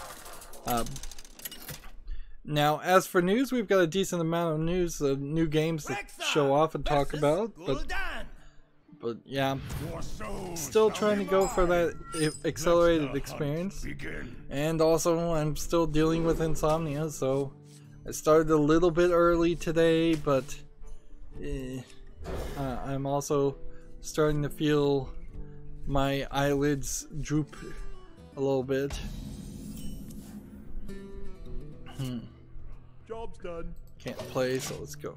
So first game we have is Caverns Lost Sky, which is, from best I can tell, a voxel Minecraft clone. This looks slightly interesting as like something, but I don't think it really is. Yep, just a Minecraft clone, early access game for $17.99. Nothing particularly interesting looking here. The weird thing particularly about Minecraft is Minecraft really succeeded despite itself, not because of the fact that it's a mining game and an infinite world generation world. It really was just a matter of timing and getting a lot of streamers to stream Minecraft, and a lot of kids being interested in watching those streamers stream Minecraft. Fortnite in a lot of ways is the exact same scenario. Fortnite's not, to my eye, anything special. It's just that that's where the kids are, and that's kind of all that it needs to be. It's a central hub for the next generation to play.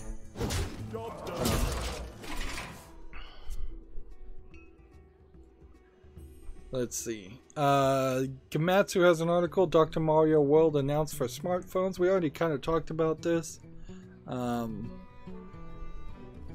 They're working with a company called Line.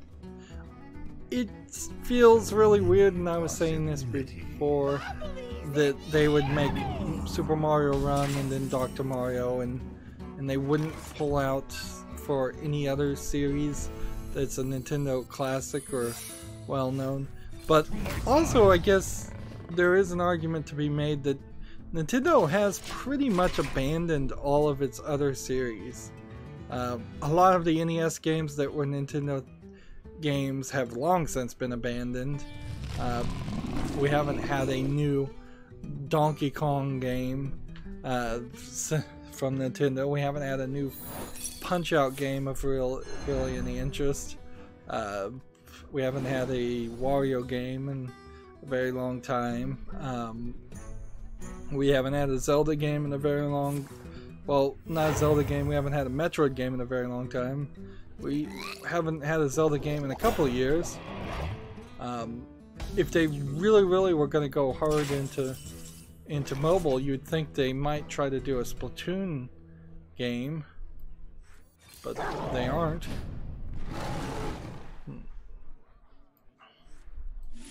Put that.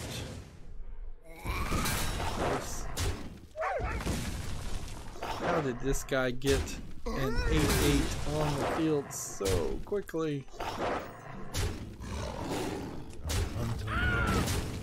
what am I gonna do to get rid of an 8-8?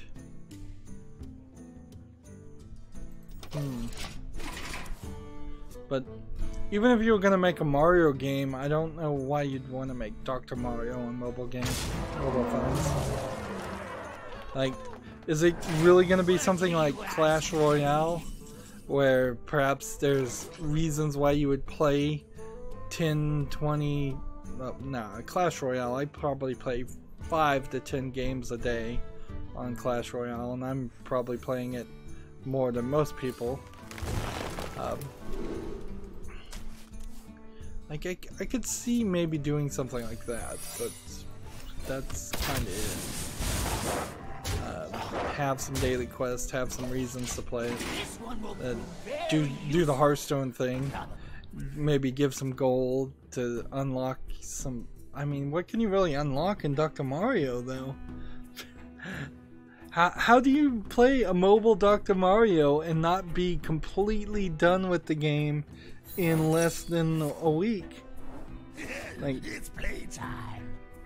at least Pokemon Go had that aspect in which you were having to walk around and level up Pokemon and do all kinds of things like that. Dr. Mario doesn't have any of that, unless the Dr. Mario world is just completely not Dr. Mario at all. That might be it. It might be that it's Dr. Mario, but not like the previous Dr. Mario games at all. There really hasn't even been a new Dr. Mario game. Like, the NES version came out, there was like a Game Boy Dr. Mario, and I think that was it. I don't think there was a Super NES Dr. Mario. I'm fairly certain there wasn't a Nintendo 64, GameCube, or Wii version.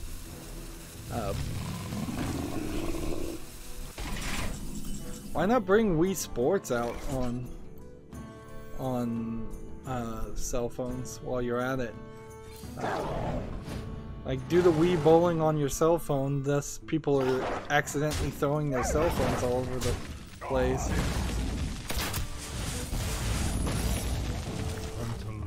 That would be funny. Moving on, we have a game on Steam called Ace Combat 7 Skies Unknown. At least one person who reviewed, one quote-unquote professional games journalist who played this game, apparently did not play it on expert controls, which seems to be the way you would actually play the game, and the simple controls are just for people who really don't want to play flight simulator games. And then they reviewed the game badly because they didn't like the lack of control and options, and it's like, well, you played it on simple. Wow, I was not expecting Ace Combat to have so much well animated cutscenes. I'm almost half sold on this game from this trailer. Like, I was not expecting there to be characters and people. Like, the last combat simulator flying game I've seen was probably a game from like 10 to 20 years ago, and it didn't look anything like this. This is actually interesting looking. It's probably not interesting to play still for me. I am definitely in that category of people that don't really want to play flight simulators. That being said, I was thinking about a week ago that, you know, I probably could be the best hope of somebody if that fantasy situation where the pilot and the co-pilot both became ill and they needed somebody from the regular passengers to help land the plane. I probably would be the best bet of a random selection of a couple hundred people on a plane, but certainly that would be a weird situation because I'd want to do it myself just to save my own hide.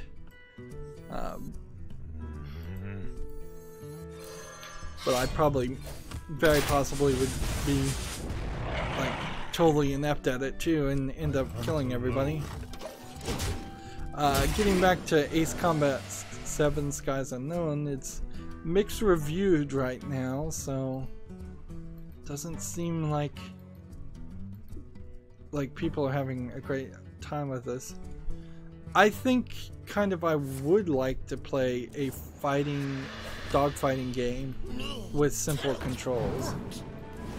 Like that would be okay by me. $60 unless you want to get the deluxe, and then it's $85. It's not surprising that there's a bit of premium here because, yeah, why not? Very few people. This is a niche game, so they're going to try and get as much money as possible. Let's see what the negative reviews are. Let's see. Let's kill this one.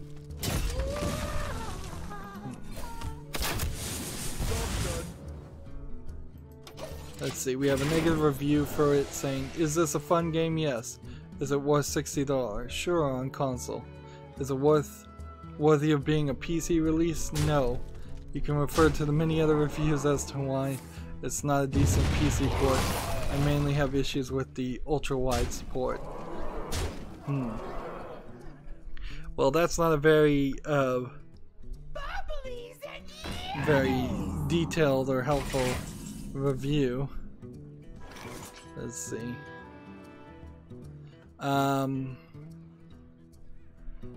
No 4K, no support for my joystick, no 21:9 support.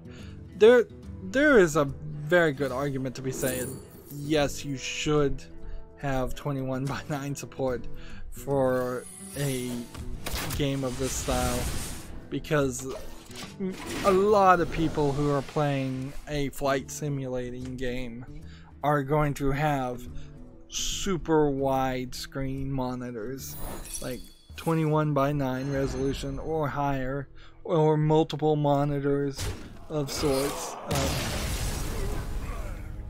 Let's see.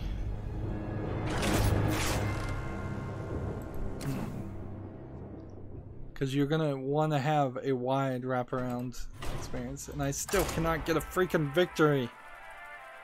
Man, this is getting irritating. Really, really irritating. A straight console port with mouse support on menus,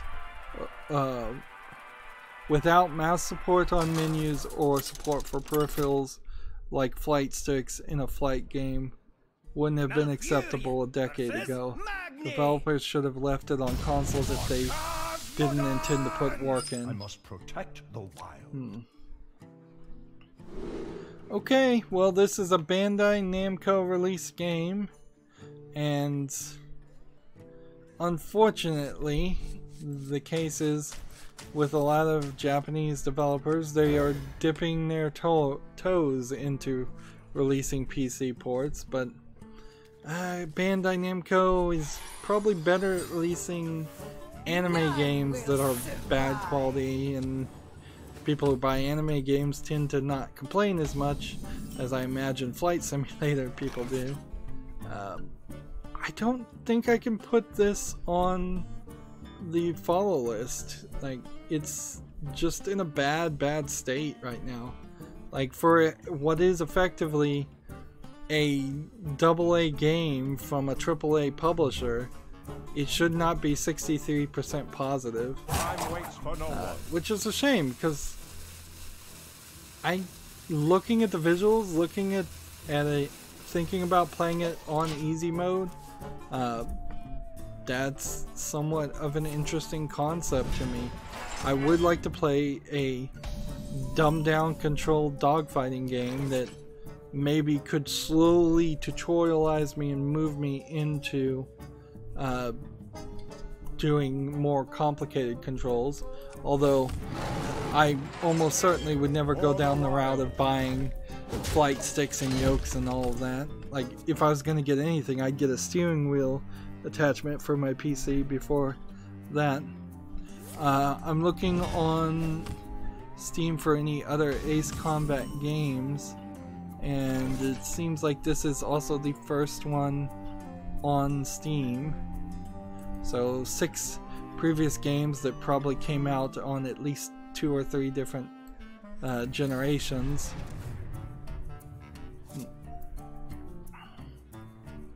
Let's see.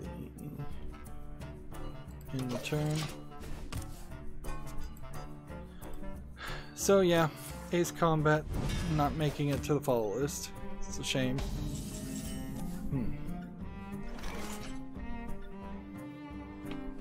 I suppose it's a slight story, but not really, to say that Ubisoft put out a beta email talking about the government shutdown in the United States to sell or convince people to play the beta for The Division 2. So people found it distasteful, although it's kind of probably a non-story really, and it seems like they immediately sent out a second email apologizing for the first email. So to me it felt like what they either intentionally did this to cause drama so people would be interested in The Division 2, which is very possibly the case, or what happened is they were thinking about sending out an email like that, and then they decided let's not do that, or maybe they were going to do that but then they changed their mind after it had already been sent. So, or maybe it was just a miscommunication. Clearly somebody phrased it somehow that way. Also a slight story, Wendy's is like now streaming on Twitch, which, yeah, I don't know why you would want to watch the Wendy's account playing video games on Twitch. There isn't even a Wendy's video game.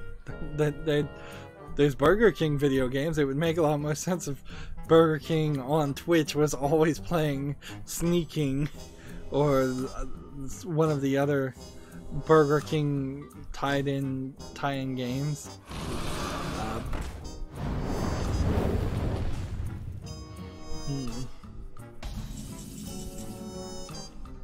Let's see.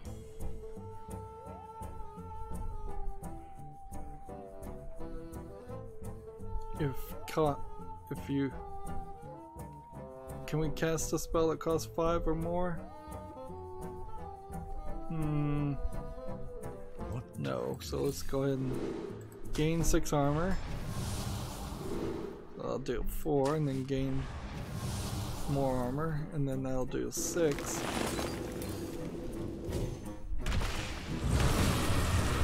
Attack there. And the turn. Next we have a game on Steam called Virtual Army Revolution, which looks like it's a shooter. I'm not sure I'm ready to call it immediately just an asset flip shooter, though I don't know this developer or publisher.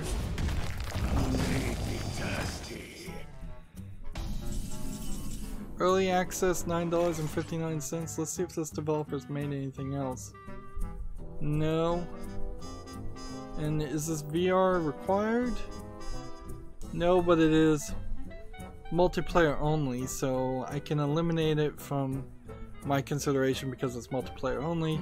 That being said, Virtual Army Revolution does not look so bad that I can immediately dismiss it as a potential new kind of game. Although the field is really tight there. Like, if you want to play shooters, you gotta question, should you be playing Rainbow Six Siege? Should you be playing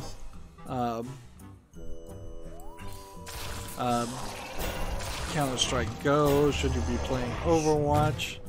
Like, there's a lot of other games out there already that are somewhat like that, although Overwatch is kind of not one of those kind of games. That was a wrong comparison. Man, I feel like I am all over the place right now.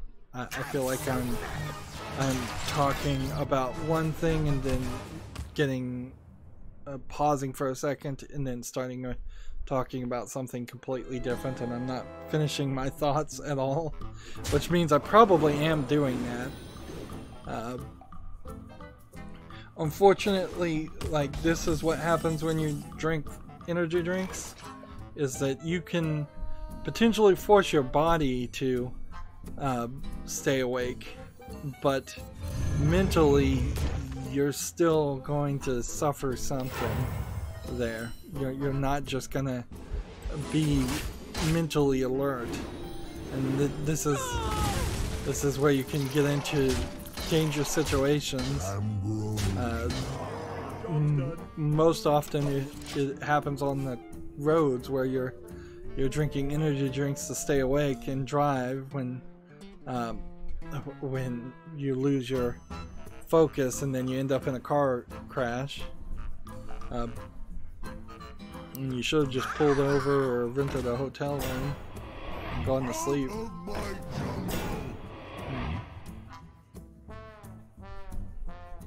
Yeah, I don't know what the state of sleeping in your car on the side of the road is these days in the United States. It might be hugely frowned upon, even if it is the safest thing you could do in that situation.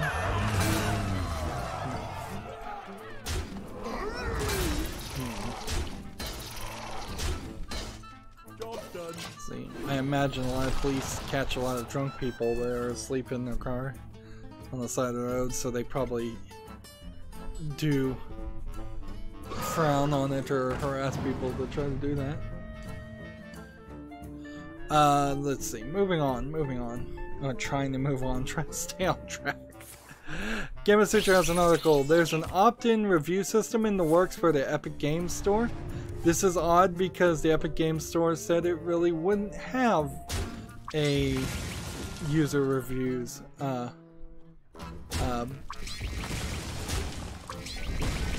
Let's see. But apparently some games are going to be able to opt into it. Meanwhile, allegedly, from what I've heard, Bethesda is deleting on their own forums people complaining about the most recent patch to Fallout 76 that seemingly reintroduced bugs that had already been patched out. This was like one of the major complaints from people on Steam, that game developers on Steam, was that people come on their game page and then complain about the game not being good, or go on the forums and complain about the game not being good, and these bad game developers that don't know how to handle negative feedback want to be able to delete those reviews or delete forum posts. Let's see. We have Martin Partikanov on the chat saying hi, and then really question mark. Yeah, there's been quite a few game developers. You can look up Sid Alpha on YouTube, Dirty Devs series, and quite a few developers that have cried out for, or directly asked, or even directly tried, and sometimes even succeeded on deleting negative reviews and comments on their games.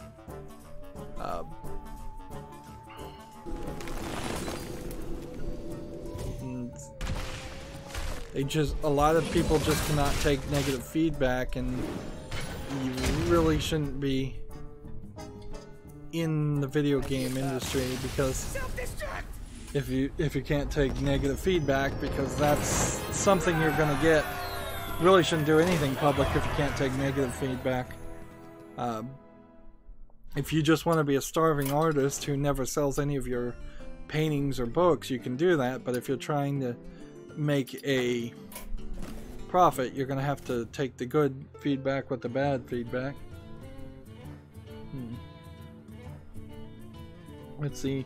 Martin said, yeah, it's silly. XD. Alright, so finally I am done with all the daily quests for the Americas account. Let's switch over to the European account. Yep. It'll be interesting to see if Epic's game store ever actually becomes anything where there really is a lot of people on there. And we'll probably not, for at least the first year, get any kind of numbers as far as what the actual user base on the Epic's game store is. And to be fair, the Epic Game Store has already existed for at least a year, but let's just say starting when they started selling games that weren't from Epic directly. But it'd be interesting to find out if they had like 10 or 100,000 active users, or users in registered users. That's a big number difference there. I think technically I'm a registered user on the Epic Game Launcher, but I'm not an active user on it, and I wouldn't buy any games on it.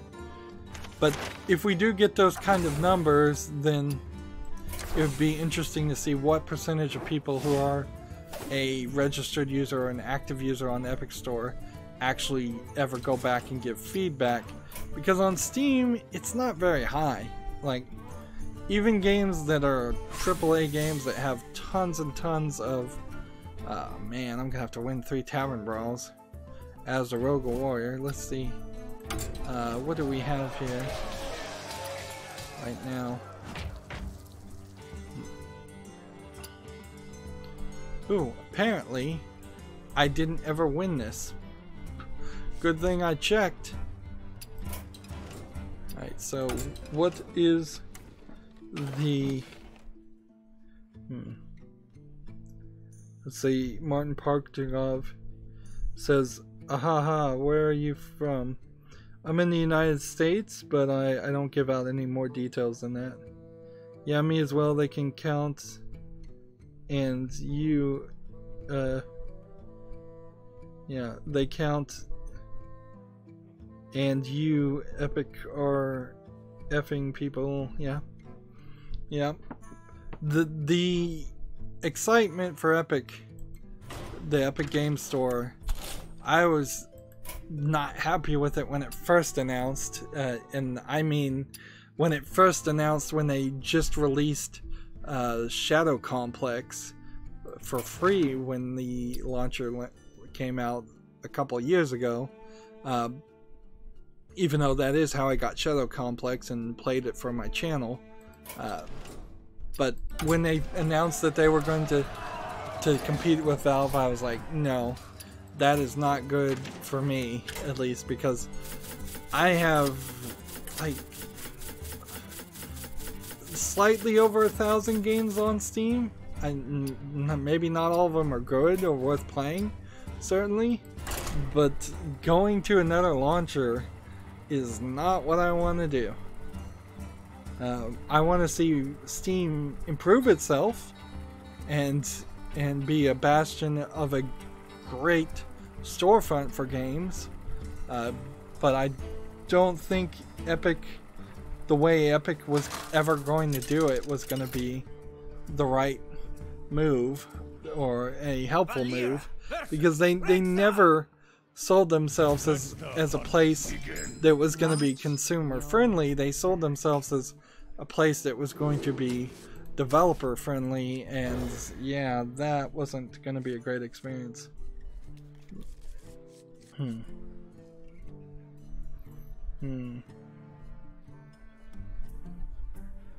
Yep. None will survive. Valve can improve, I think, quite a bit too. Like, they've certainly rested on the laurels with their storefront, but still they're miles away from any other storefront on Steam. Nobody's going to the Windows Store to buy games. Very few people are getting their games through Amazon.com with directly, in a way where you're not just ending up with a Steam code anyways, or the Amazon Twitch launcher now. that's not caught anybody's attention. Nobody really wants to use Uplay. Nobody wants to really use what's the other one? Origin. There's just far too many of these services, and none of them have been anywhere as good as Valve Steam's store. And basically none of them have offered major sales to compete either. Let's see. And of course there's also some greediness there. If I have to potentially look at a different storefront to do my news that I cover, where I'm looking at every single game that comes out on Steam, if I have to look at every single game that comes out on Steam and the Epic Store and 5 other stores, I don't have an easy way to do that, so that that becomes more complicated. Let's do this and this. This guy's toast. And this, and then return.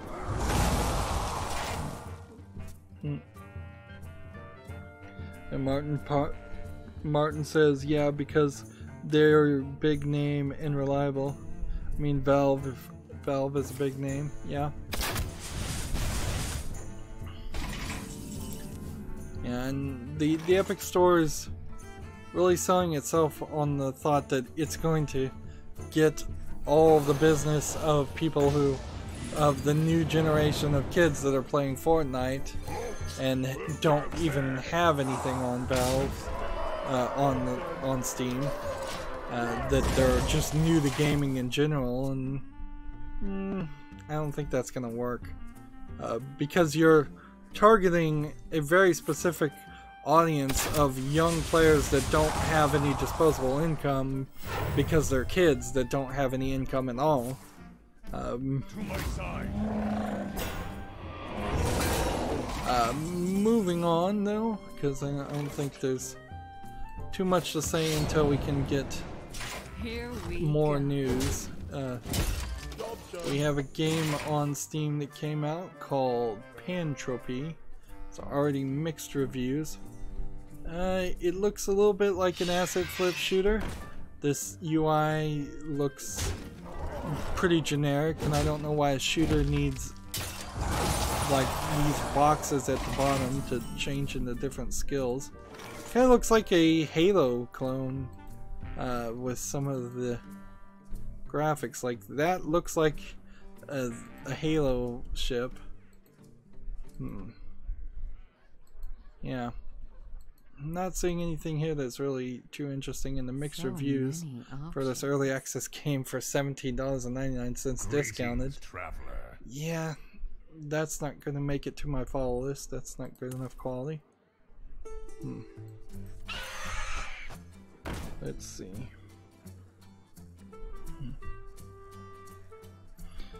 Martin says, I'm still ranked 2 with Pogo Hunter, by the way.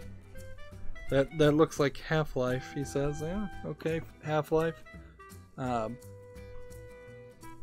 don't know how well Half-Life would really look.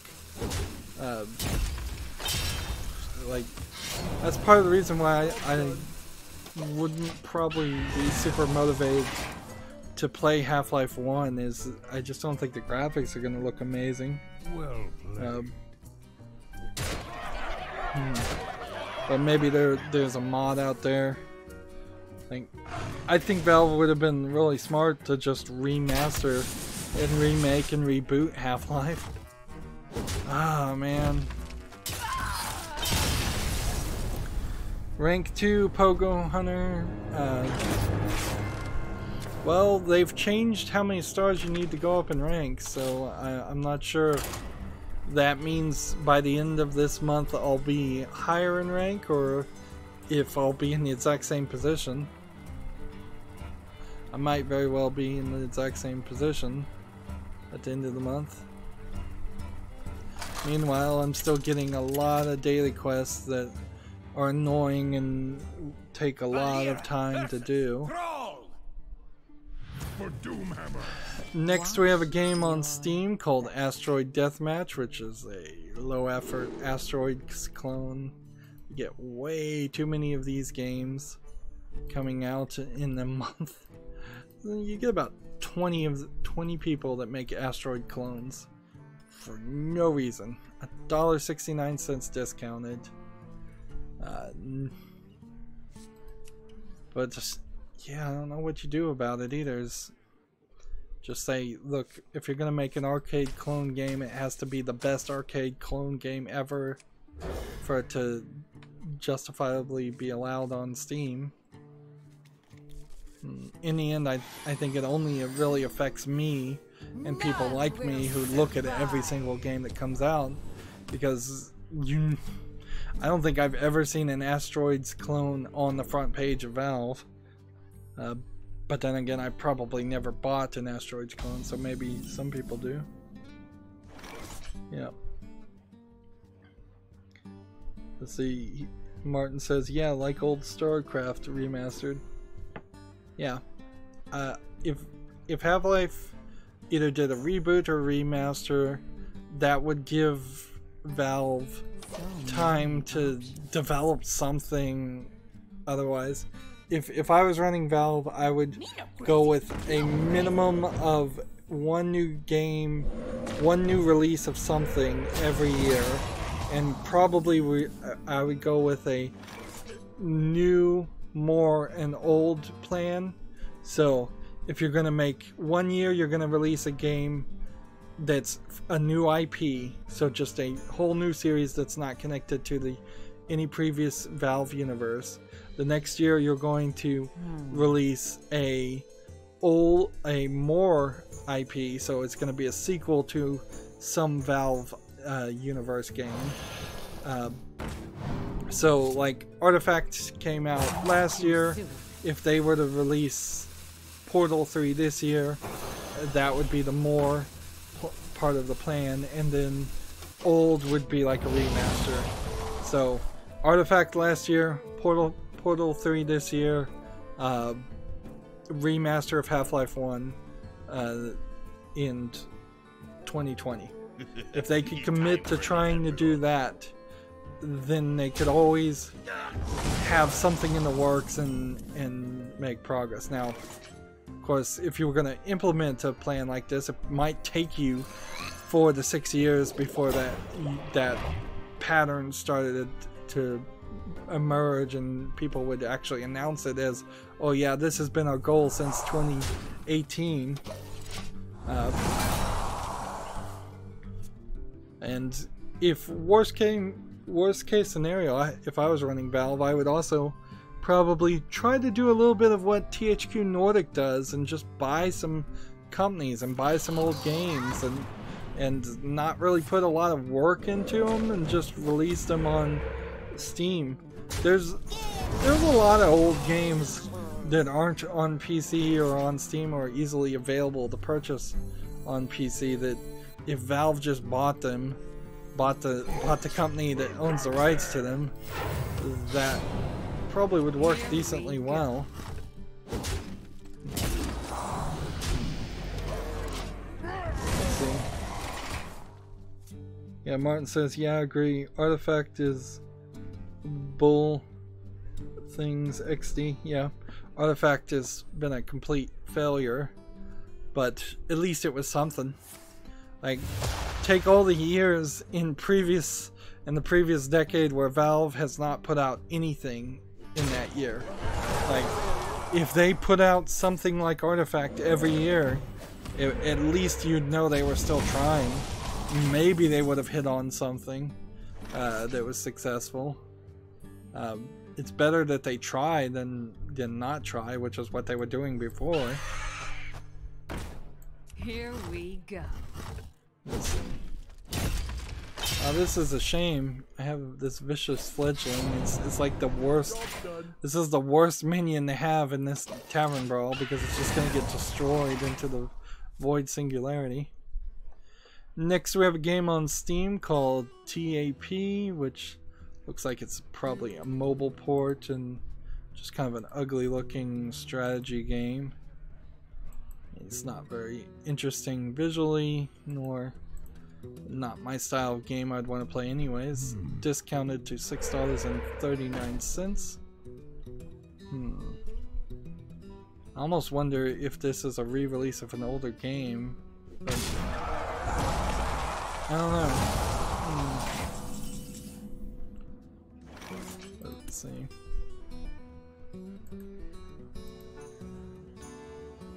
Let's see, what can we play now? If we play this, we could do this,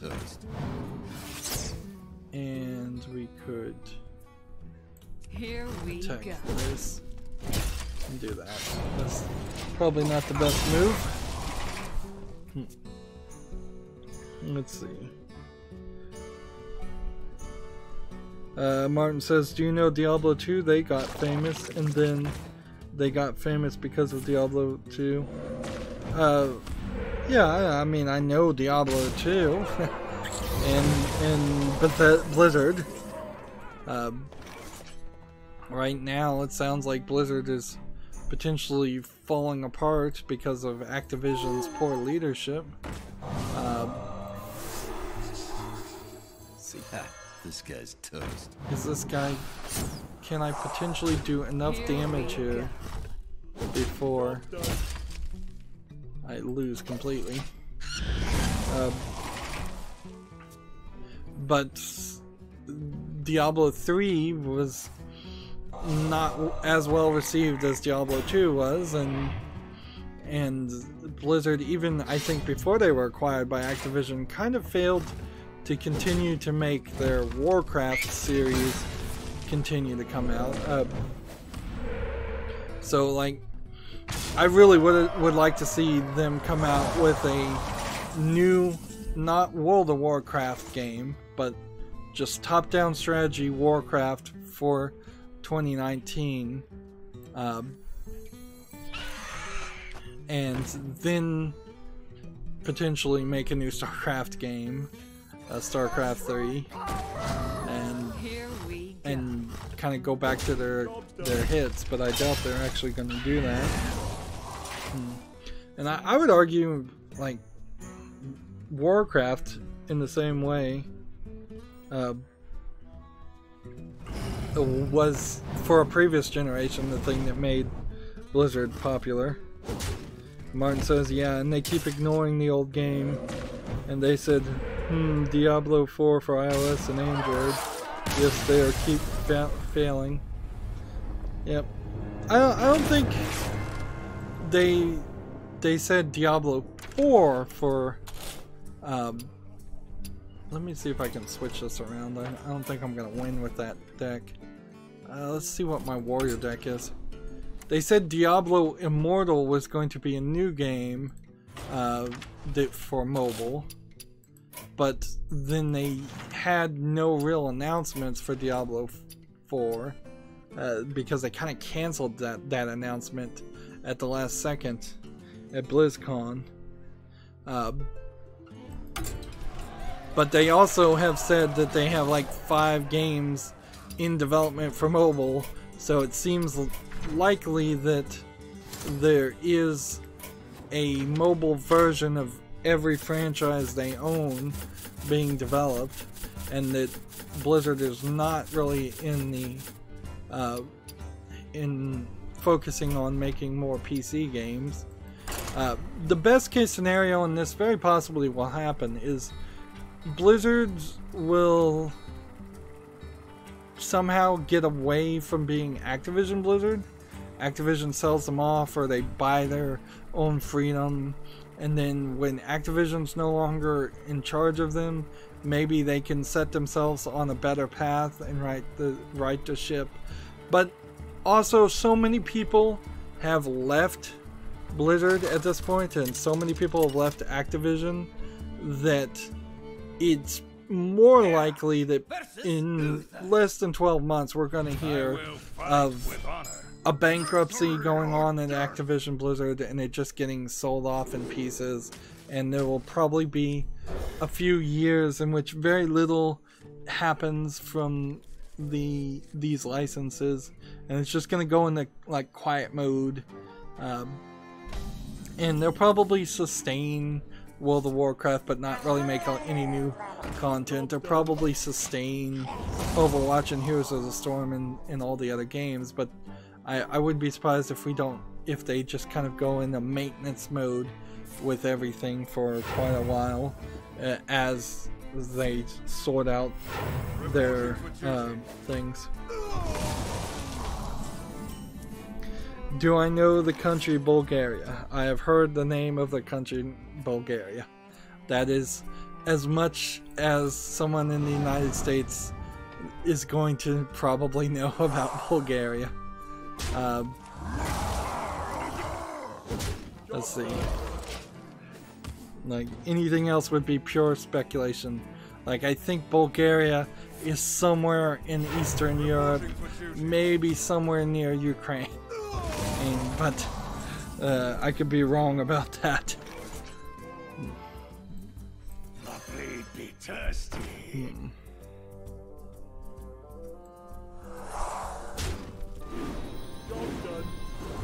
Let's take that. He goes, Martin says XD, yes, nice. Good job. Reporting for duty. We've got a new story from Gamatsu. Crystal Crisis has been delayed to May 28th. This is from the developer Nicholas. It was previously going to come out April 23rd. It's not uncommon for Japanese game developers to delay their games. They seem to really have no problem with delaying the release of their games, which I kind of wish the Western developers would do that more often, instead of releasing games that are not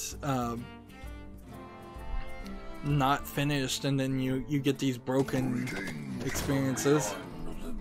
As for what Crystal Crisis actually is, it'll be available for the PS4 and Switch, but I'm not sure if it's actually just a Japan-only release or what. Let me see if I can watch this trailer and see what this game is.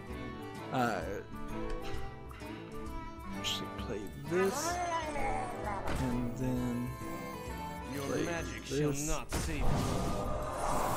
here, and there. Crystal Crisis could be anything. The voice actor in Japanese that played Optimus Prime,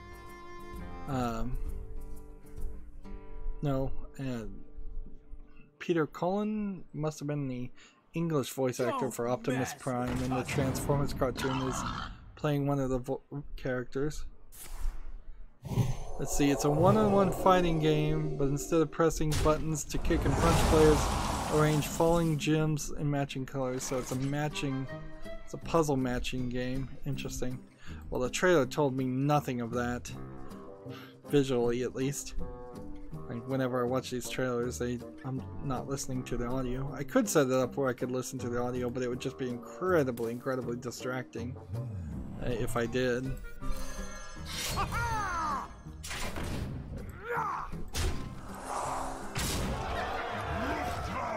There we go.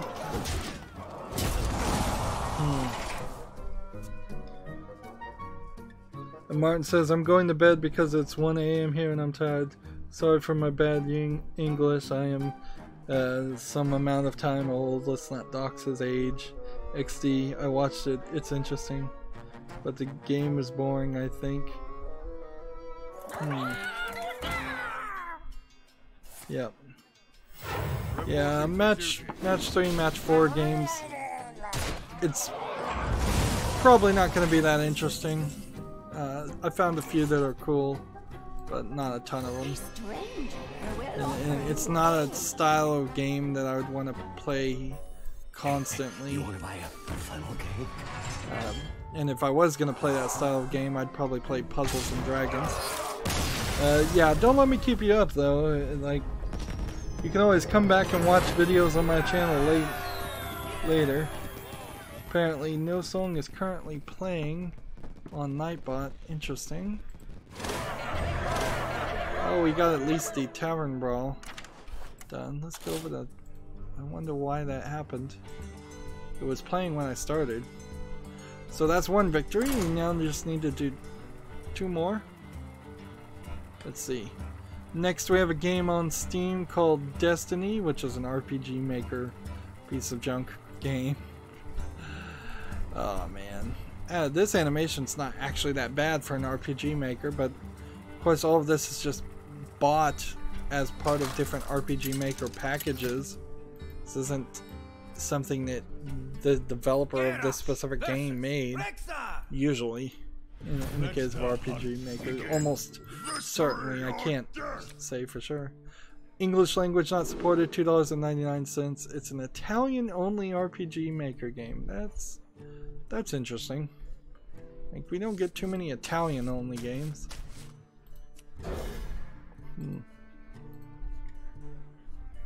Let's see.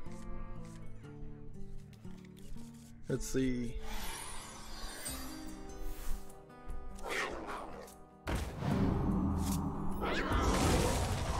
Let's see. Yeah. Martin saying XD, haha, junk XD. Yeah. It's pretty much what a lot of these games on Steam that come out to is that I don't want to use kid gloves on half of them because they are so bad looking. They really are just like, I don't need to reserve judgment, or I don't feel the need to reserve judgment and withhold an opinion on a game that looks like 1,000 other RPG Maker games on Steam. That's why I call myself a video game critic and not just a straight news journalist.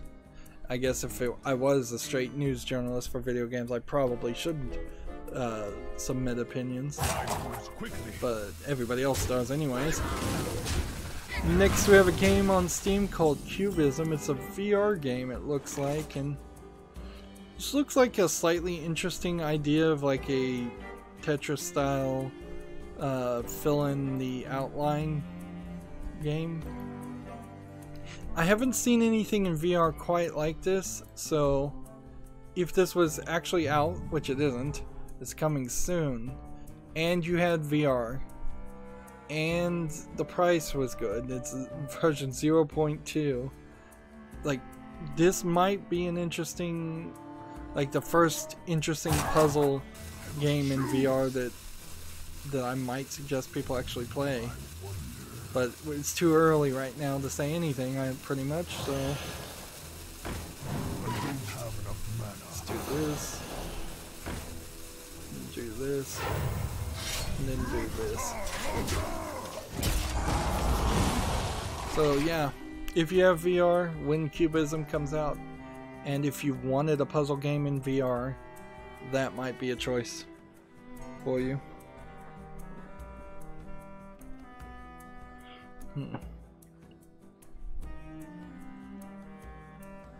Let's see. Next we have another pretty bad looking game called Dragon Chase, which looks like a platforming game. It is really dark for no reason. Bad animation on the dragon. Cheap fire animation here. Yeah. Just not a lot of visual quality here. $1.39 discounted. Yep, that's not making it to the fall list either. I need to figure out a way to explain what the follow list is every stream.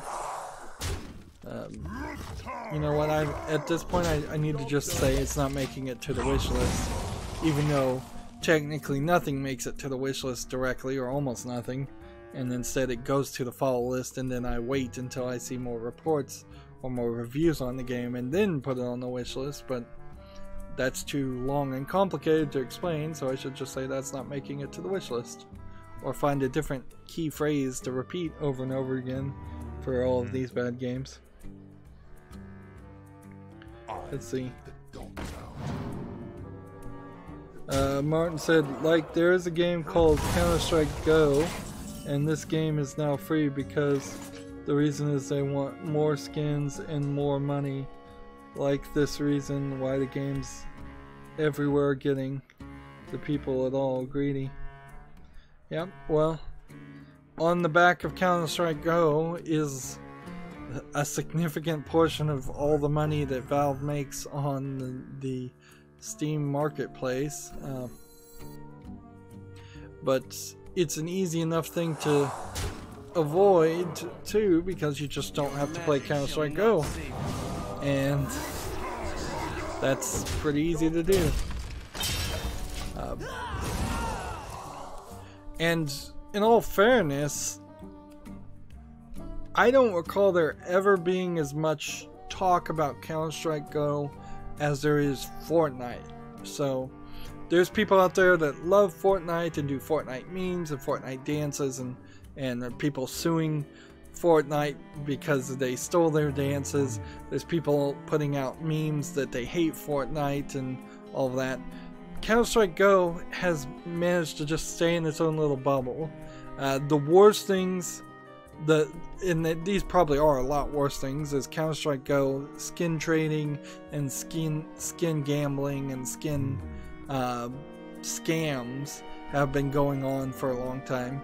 But again, if you just kind of ignore Counter-Strike Go, it's not a big deal. And Valve didn't really make any other games, so it is true Valve with Artifact also seems really greedy, and I think it is probably very realistic to say they are greedy. But they've not been so greedy that every single time I log into the front page of Steam do I get an ad for Counter-Strike Go. If you want to avoid it, you can easily avoid it. Whereas maybe, very, very much maybe, when the Epic Store starts moving forward, we'll see ads for Fortnite. So yeah, all the video game companies are also greedy. Unfortunately, Nintendo is arguably become the least greedy of all the video game companies, and that is kind of laughable considering how greedy they used to be in decades previous.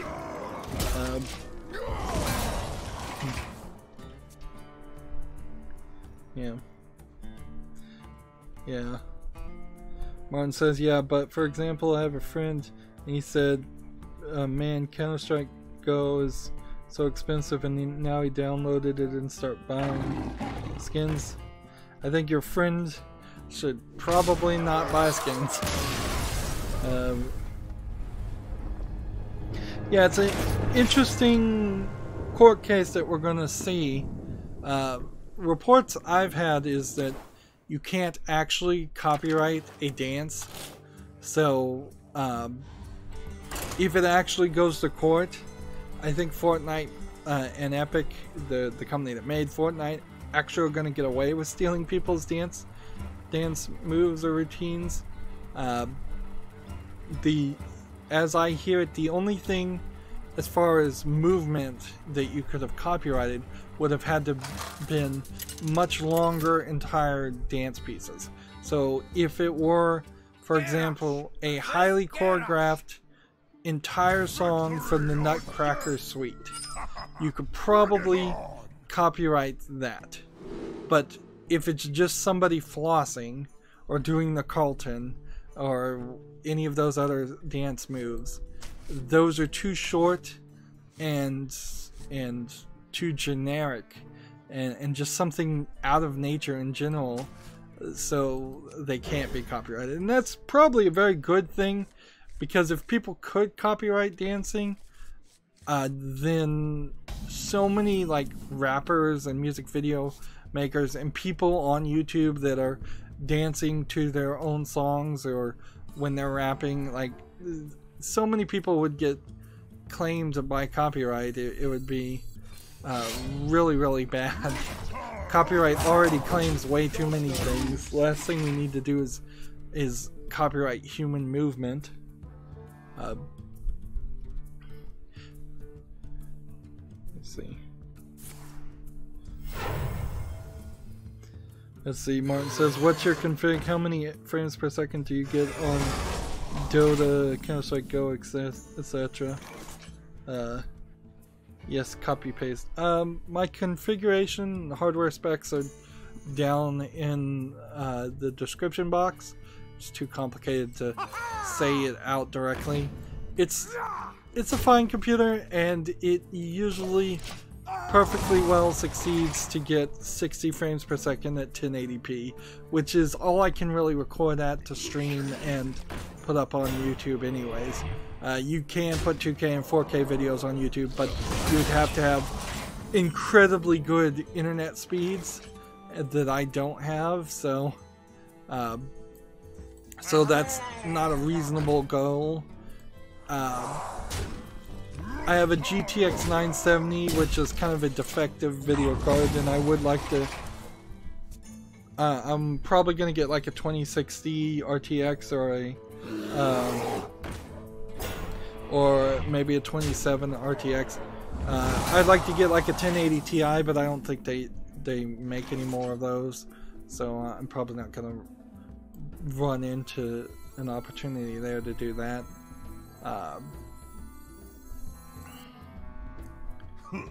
Greetings. Go ahead and just hit this guy. Just reset everything. But honestly, I think the only thing I really need to do is upgrade my video card. Everything else is perfectly fine. Also, I'm not really playing the newest of the newest games, and so most of the games I play are pretty old, or at least 5 years old, and they run just fine. Or if they don't run fine, it's because the game is just a bad PC port anyways, and so it doesn't matter what you have.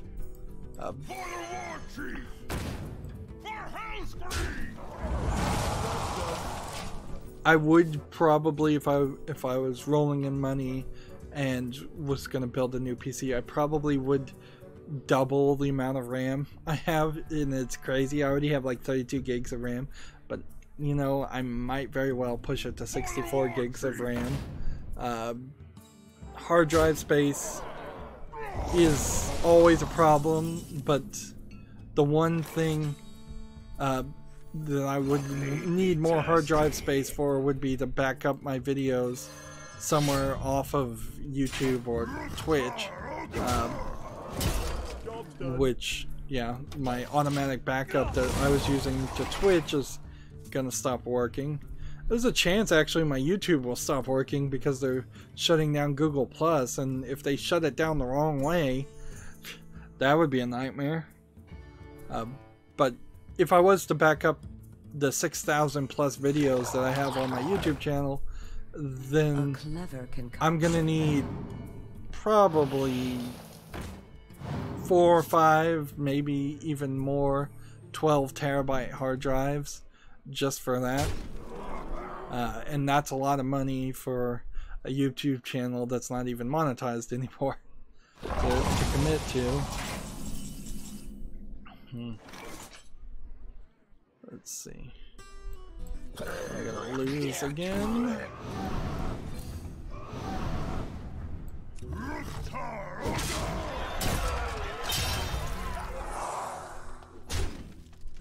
Job done. Let's see.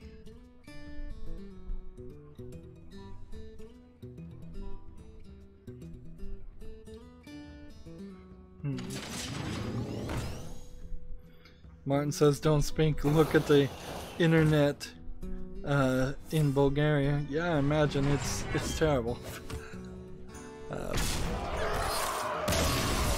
Yeah.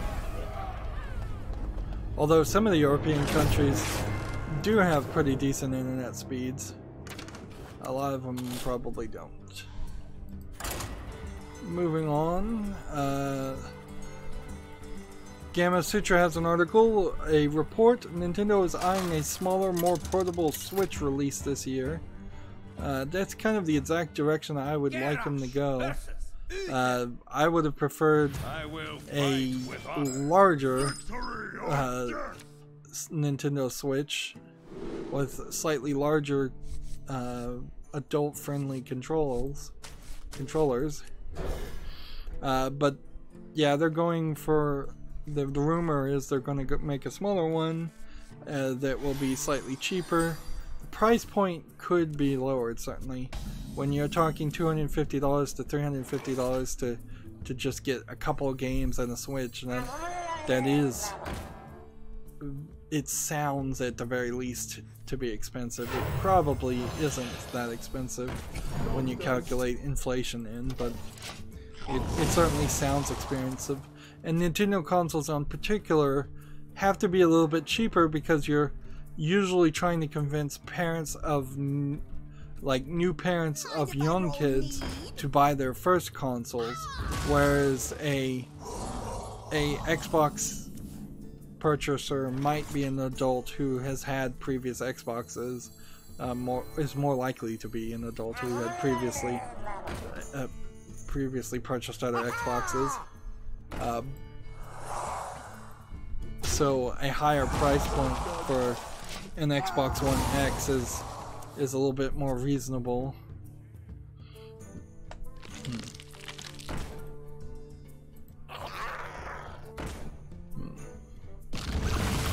What's funny about that rumor, though, is it was only a couple days that Nintendo came out and said the exact opposite, that they weren't ready to release any kind of new version of the Switch. So apparently they were trying to get ahead of that announcement or that rumor. Martin says, do you know the infamous game Gothic? I think I've seen Gothic on Steam, but I don't know anything about it. So if it's that infamous, or, well, you typed unfamous, but yeah. No, I don't know anything special about the game Gothic. Like, there's very few actual video games that are super infamous or unfamous that I could think off the top of my head are really that different from any other games. You have like GTA is kind of infamous, and there's a game called Infamous. There's Hatred that came out a few years ago. So many games try to be important one way or the other that they'll often try to be infamous, but they at best just make a little bit of a splash in the news and then they're forgotten. Let's see. Reporting for duty. Victory is yours.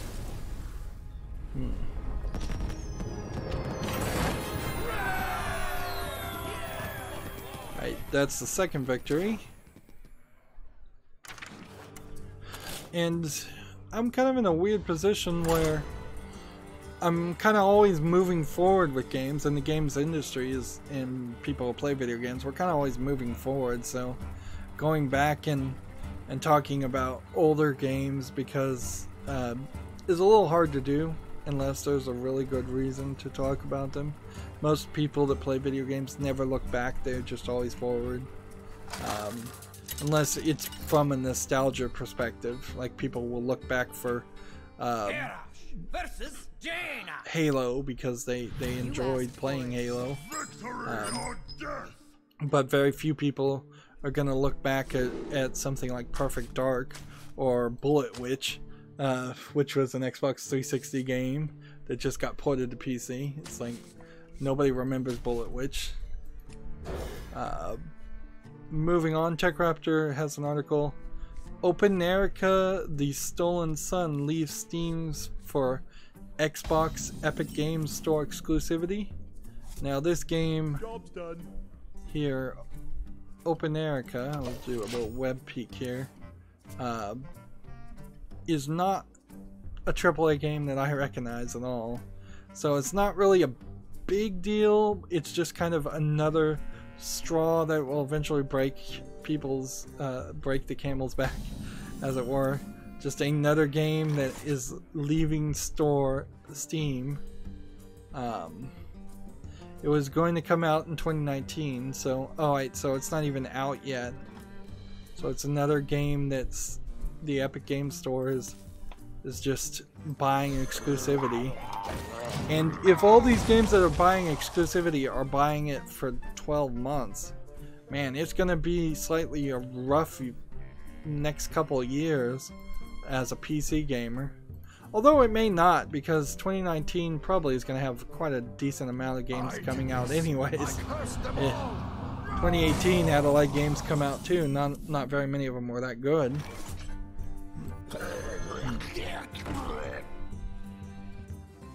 Let's see. Martin says, I'm on a basketball training next morning, so I should go to bed. Yeah, you should go to bed. Go to bed. Watch this video later. If you have a comment, put it in the comments field. I'll respond to it then. As somebody who suffers from insomnia all the time, the last thing I want to do is make people stay awake.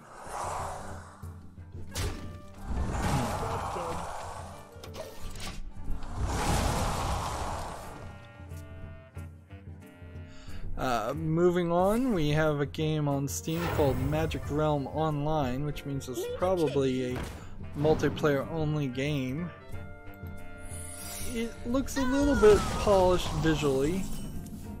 It doesn't look like it's just an asset flip, but it does kind of feel like it might be a VR game or just a shooter game, tower defense game maybe. Not even sure what this is. It is VR for $13.29, which is a little bit high, but not out of the realm of reasonability. Yep, but it doesn't certainly strike me as a game I'd want to play. It does say it has a single player mode. Yeah. If I was to get VR, though, the problem with any VR game like this, you're going to stand in one place and just shoot non-stop at things, and that seems very much what that's gonna be. Well, I've managed to irritate my opponent there, so they conceded, which means we're also done with the European account. We may end up with just some extra news held over for Monday if we get all the daily quests done. I'll have to consider that. So we have another pack to open. You know, I hadn't considered this, but on my main account, since I already have a complete collection of, well, I almost have a complete collection of classic cards. I guess once I do have a complete collection, I'm just going to hold on to all the classic packs I get. And then I'll open those when there is a new expansion and I do the card pack opening videos. So I can just open more packs then. I don't know if that's the best way to do that, but probably should be. A thought, at least. We had a new card back. Did we get that new card back? Yeah, we did, so we'll make that our new favorite. Right, and I'm at rank 23 in the European account, so I'm gonna have to play some ranked play next week. Let's move over to the Asian account and launch. I wish they would merge the 3 accounts. That would do me a great favor.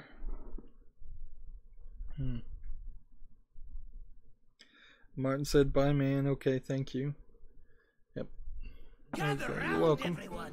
The fun's about to start. Let's click on this. Open our rank 20 chest to get. This might be a new card in golden form. Interesting.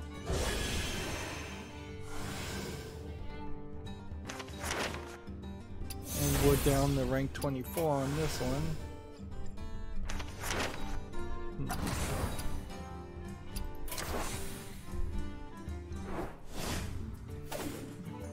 Challenge a friend and play 6 cards. Use your hero power. Wanna double check and make sure I've won one of these tavern brawls already.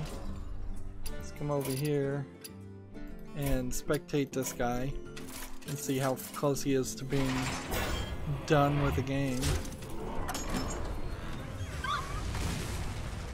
Yeah, he's not particularly anywhere close to finishing that game.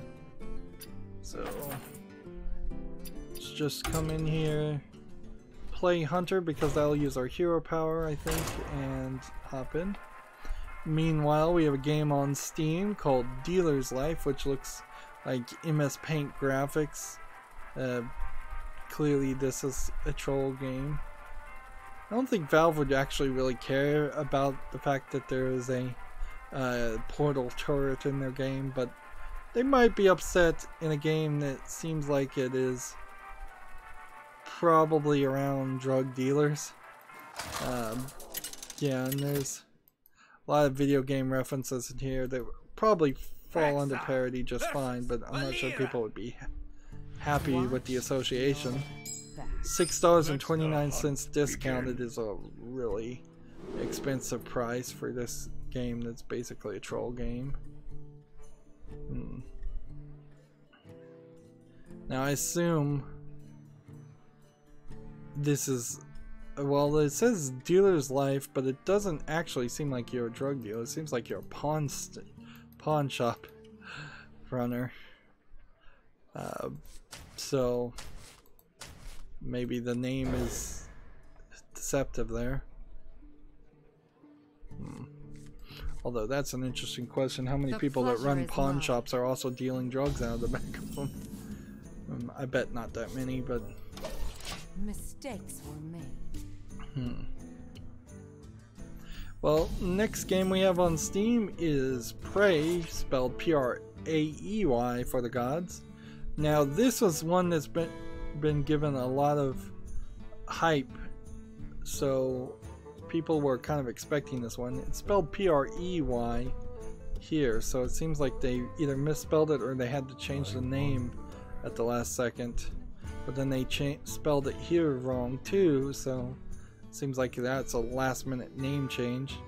It's already rated very positively, so I'm gonna put this on the follow list. This is a Shadow of the Colossus, it looks like, clone, which is probably very appreciated for PC gamers because the thing we haven't really had is a Shadow of Colossus clone style game, because that's been a exclusive to the PlayStation 3, PlayStation 2, I believe, even. Incredible. It also looks like this game is not just fighting giant colossi.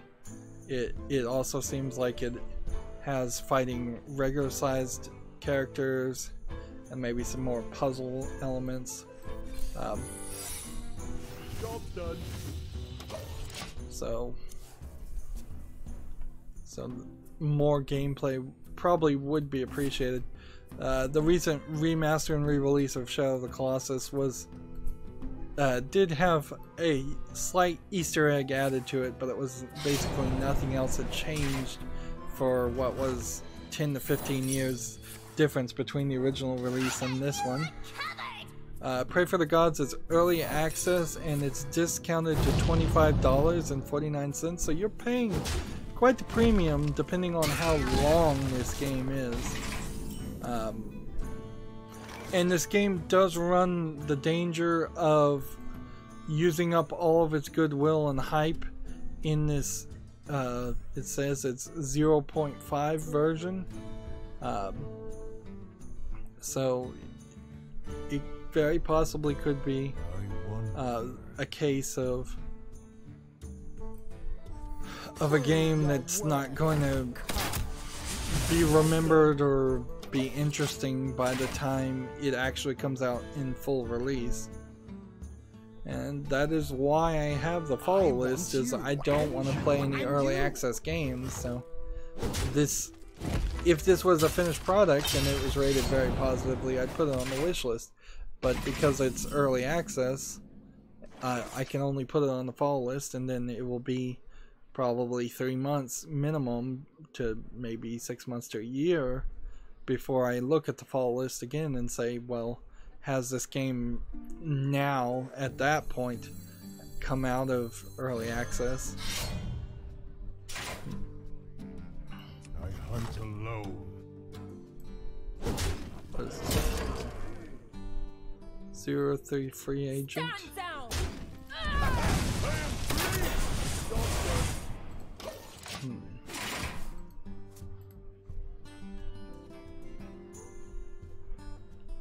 Let's see.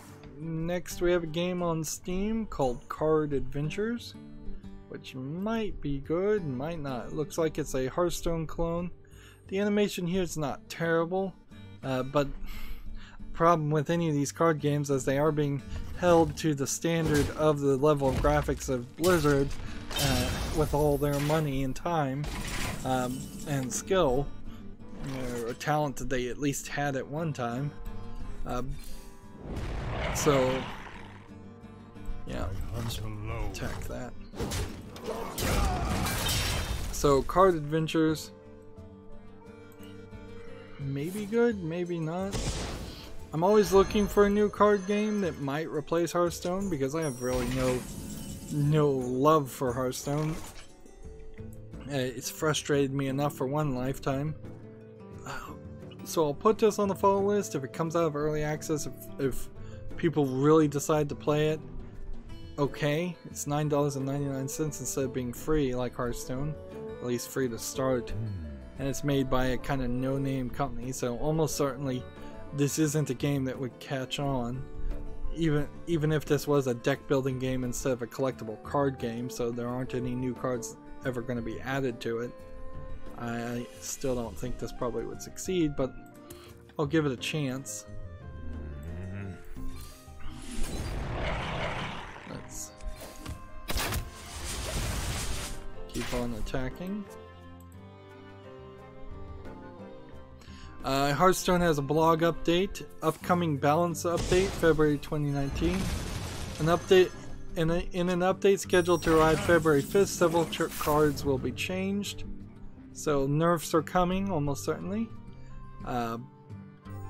So I'm still not really sure that will do anything for me as far as getting me extra dust, but we'll see. The card Cold Blood will cost 2 mana, up from 1. Cold Blood is a card that will read 2 mana, spell, give a minion +2 attack, and combo +4 attack instead. Excuse me. Sorry for coughing. I'm wearing out my voice. I need to take a day of just not talking at all. One of these days I'm just gonna totally lose my voice for like a month straight. Then I have no idea what I'll do then. To my side. Let's make sure we can do that, because that's what we're trying to do. Flame Tongue Totem will cost 3 mana, up from 2. I feel like Flame Totem has already been nerfed once. So it will now read 3 mana, 0 attack, 3 health. Adjacent minions have +2 attack. Equality will cost 4 mana, up from 2. That is a big nerf. 4 mana spell. Change all health of all minions to 1 mana. Equality will probably... That change will probably affect some major meta decks out there, including possibly the one I'm playing for a paladin. Hunter's Mark will cost 2 mana, up from 1. That's going to be a 2 mana spell, change a minion's health to 1. All of these spells, by the way, are basic or classic cards that are getting modified and nerfed, which means, yeah, my complete collection or nearly complete collection on the Americas account of basic and classic cards is becoming less valuable than it was before. The only non-basic or classic card will be Emerald Spellstone, which will cost 6 mana up from 5. So it'll be 6 mana spell, summon 2 3/3 wolves, play a secret to upgrade. Actually, that's the spell card I'm playing right now. Get all these wolves. Hey, we made it to rank 23.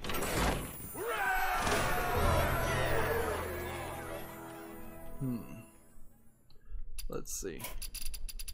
And I'm just gonna try to add random friends while we'll add it. This is the Asian account, so a lot of these friends requests will not be accepted.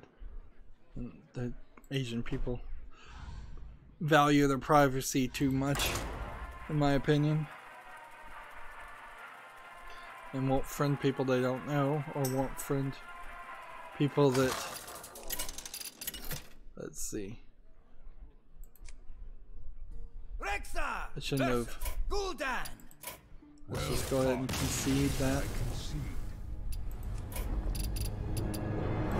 I should have waited to see if he was going to accept the friend request.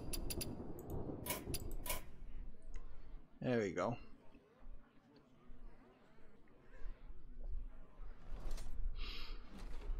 Alright, I want to rematch with the hunter just because that'll work.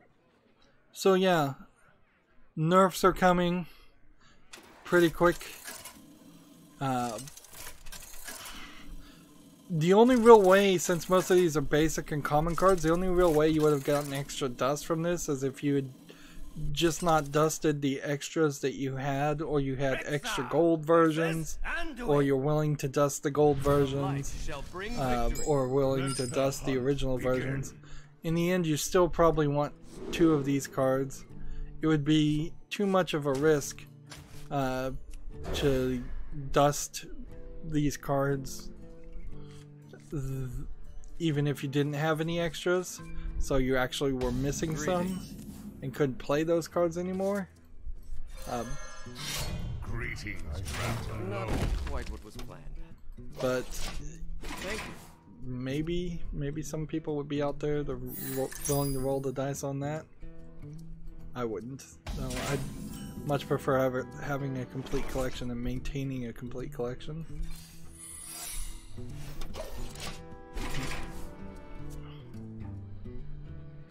Let's see if I want to show this next game.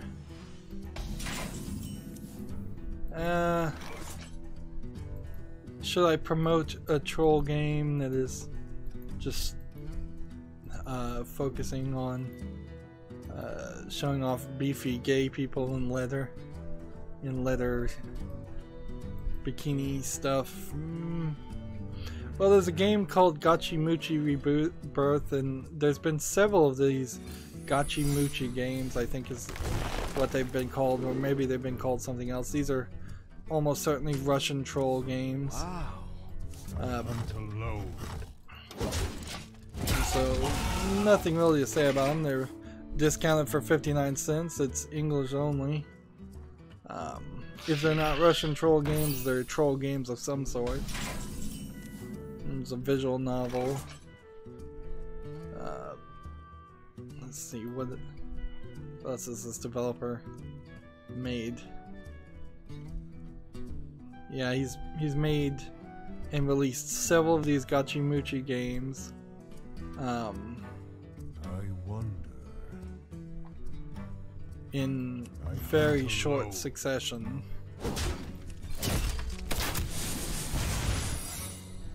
Job's done. What's weird here Not quite is what was planned. the first two games called Gachi-Muchi are like troll games of a completely different style. Like the first one has a thumbnail of anime girls, moe anime girls, and the last two went with the gay guys. So yeah, the name apparently doesn't even have a thematic connection to each other.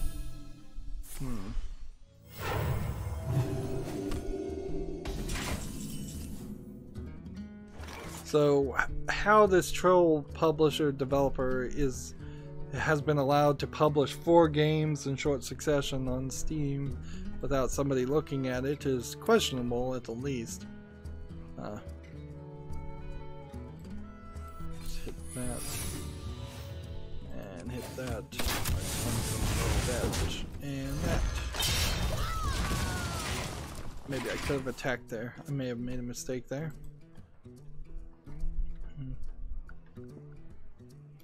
TechRaptor has an article. Mario Kart Tour has been delayed to the summer of 2019. This is the upcoming mobile adaptation of Mario Kart series. So apparently that was in development. I don't remember that being announced. I would much prefer to play a Mario Kart game on my cell phone than Dr. Mario. I wonder. Come to think of it.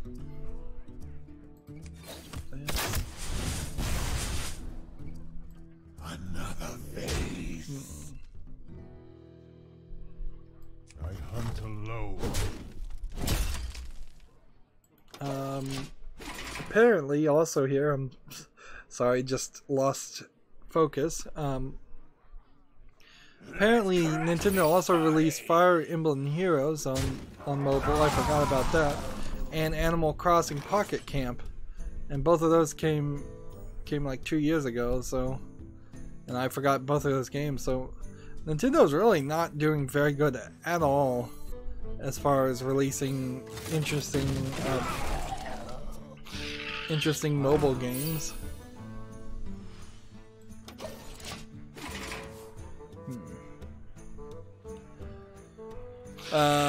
Gematsu has the same article. The Nikkei says a smaller Switch is due out for the 2019. It reportedly removes features to emphasize portability.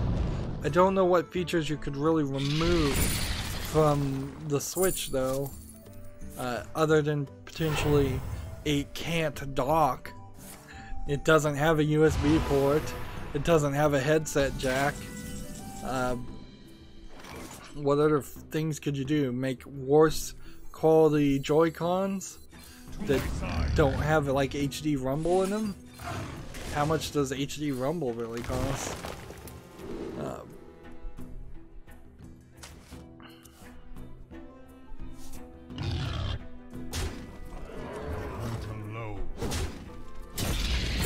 Let's see if this article actually tells us.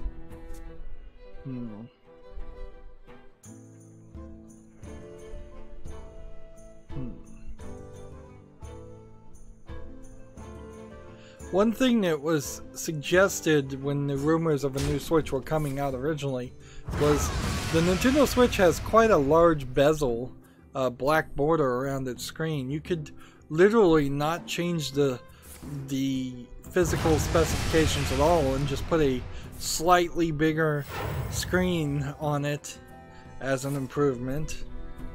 I think you could probably go back to the drawing board quite a bit on it. with the controllers and everything. I think it's too extreme of a control scheme. That was a bit rhymey.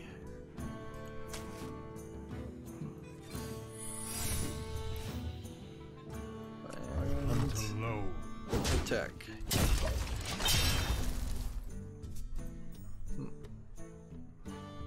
GameIndustry.biz has an article.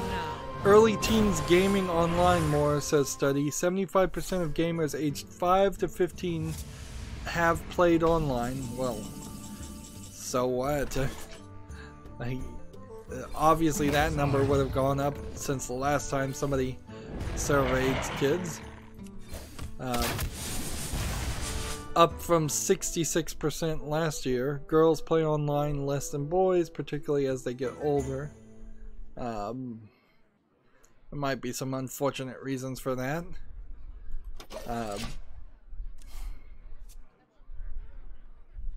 That for the most part is probably just all Fortnite. Let's see. In this article, as we look in, let's see, 12 to 15-year-olds reported a surge of an hour and a half more each week, which that's not really terrible. Averaging 13 hours and 45 minutes each week now. That's a more reasonable guess. Okay, 13 hours, divide that by 7, that's less than 2 hours a day.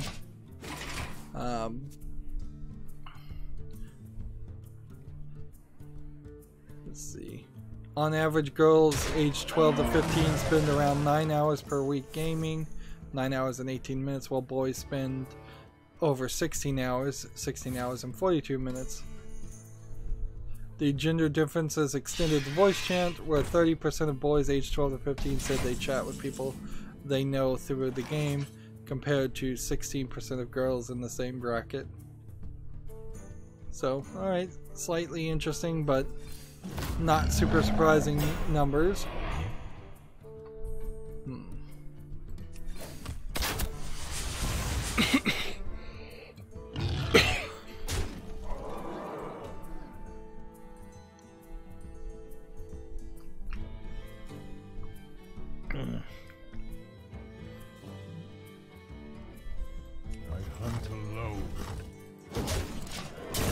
I'm getting junk in the back of my throat somehow. I don't know how that happened. Next we have a game on Steam called Slay Together, which sounds like it's a co-op game version of a game called Slay, but it doesn't seem like it really is. It seems like it's a new game from a new developer. Early access, free to play.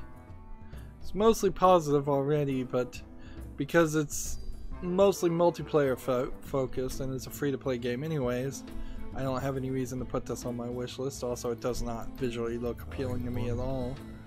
I really have to wonder how many people really are interested in playing a medieval simulator game anyways.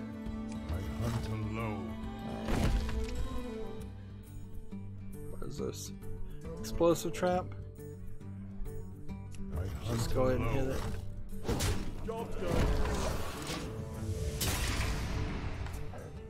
Next we have a game on Steam called Mosh Pit Simulator, which is probably a troll joke game.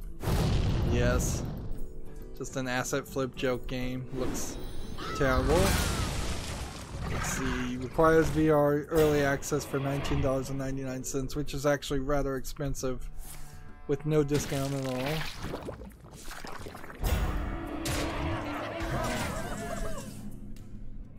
Well, I'm seeing the light at the end of the tunnel as far as games, but I wouldn't be surprised if we wrap up before that. It just kind of depends on how long it's going to take me to finish the rest of this daily quest. Let's see. Next we have a game on Steam called Warbital, which looks like it's some kind of orbit-based player versus player game. Kind kind of like a space battle simulator where you actually have to care about flying and orbiting. The idea in general is kind of interesting, but I think you'd have to spend a lot of thought and programming on it to make it an actual good game. Or this is very possibly an idea that in practice just could never actually be good. It's discounted to $16.99, which is pretty expensive, and just looking at it, it's still not something that interests me. It's rated positive. If you like space shooter games, this might work as a arcade style version of that, but I don't like space shooter games, so that becomes part of the problem.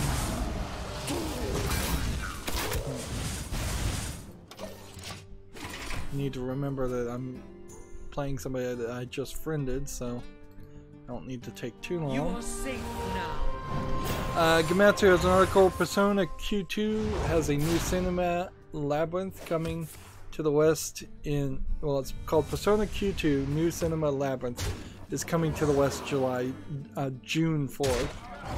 This is a, I believe, Nintendo DS only game spin-off of the Persona series. I don't know if there's really too much other to say about it than that. It's not a main Persona style game, and it's, if it is just coming to the DS, that, yeah, the 3DS is all it's coming to. It really doesn't interest me because I'm a PC only gamer. Let's do that and end the turn, and then we'll just lose the game and move on. Gamasutra has an article. Games and services fuel rising Xbox earnings as the console sales falter. So right now the Xbox X and the Xbox One S and X and all its variants are not really selling, which is not super surprising. Also, the rumor is, he said good game, smiley face. So now I just need to use the hero power 4 more times. Let's just sit here for a second in case he has a challenger friend quest and wants to challenge me. I guess he doesn't. Yeah, it's not really the greatest time to buy a new Xbox One, because there's probably going to be an Xbox 2 pretty quickly. I heard a rumor that, well, the rumor is out there that people already have PlayStation 5 dev kits in their hands. So PlayStation 5 is probably coming out by Black Friday this year. I wouldn't be surprised if the Xbox 2 gets announced relatively recently after that point. It also lines up with Sony just not having anything to show and not doing a show or at all for E3. If Sony is going to try to either announce the PlayStation 5 right before E3 or announce it right after E3, that would be pretty smart. If they think they have a really good console that will keep people interested in talking about it throughout the entire week of E3, they'll announce it before. If they think it's only slightly good, then and they're smart, then they would announce it right after. Quite frankly, it's pretty easy to convince people to forget about everything that happens at E3, because so much happens that unless there's one standout, very important announcement, it just all blurs together.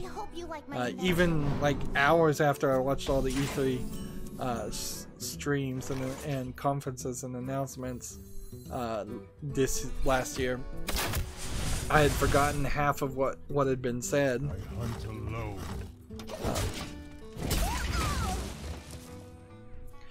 You can look at this Gamasutra article yourself if you want the hard numbers.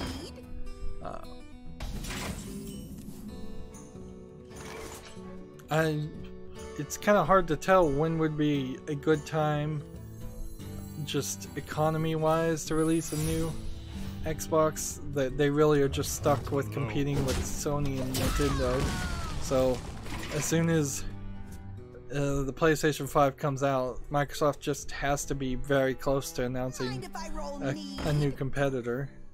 I hope you like my invention. And Sony's not in the best position with their new announcements because Sony has kind of betrayed their Japanese companies, partners, their publishing partners, with new censorship rules, and they moved Sony Entertainment to California outside of, I believe it was Japan, so it's very possible. We've already seen a lot of Japanese game developers go to Nintendo, and a lot of PC indie developers go to Nintendo. It's very possible that Microsoft also might start picking up some of those developers too, and so the lineup for PlayStation 5 might not be that amazing. And it's weird when you have to say, oh, this game is more centered on the PlayStation 4 than it is on the Nintendo Switch. Reporting for duty. Let's see. Next we have a game called Pixel Battle Royale on Steam. Mostly negative already.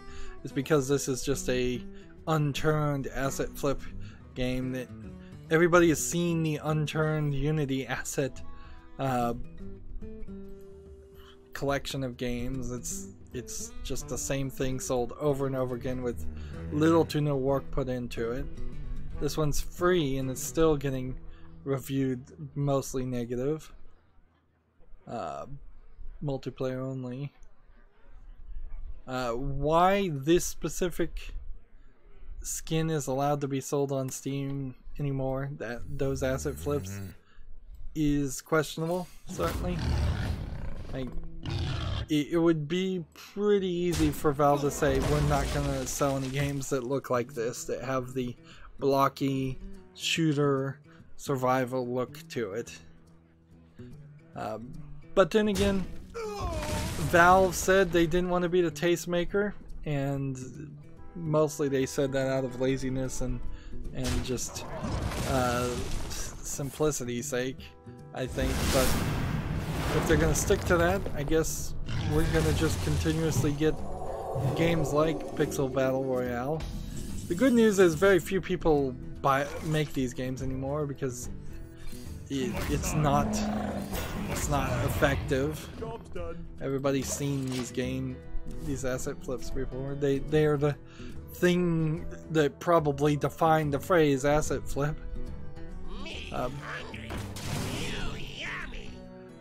Let's see, we have a article from Gamatsu. Unexplored Unlocked Edition launches February 19th on the PS4 and February 22nd on Xbox One.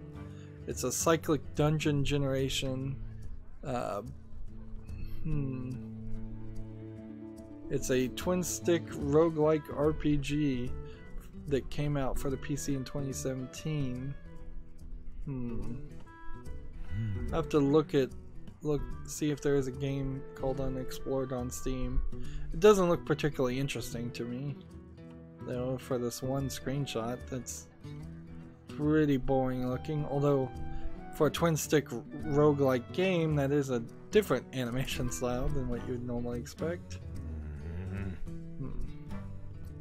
Let's do that.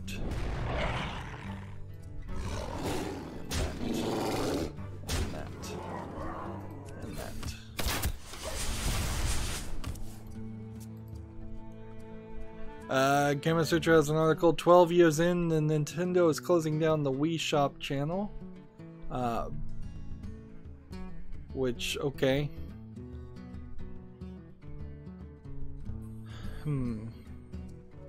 So if anybody was still using the Wii, you can't use the Wii Shop channel anymore. But you could still, I think, play games on the Wii if you put in a disc, so I don't think that could ever be really shut down. You can always hack a Wii for, I don't know what the state of of what you can run as far as hacked Wii's are this day, but I imagine it's pretty much anything. You probably could plug in a external hard drive and have the entire Wii collection pretty easily. There were a lot of Wii games, but hard drive space is not that expensive these days either.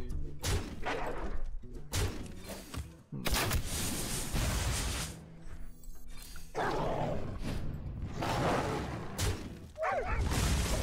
you go.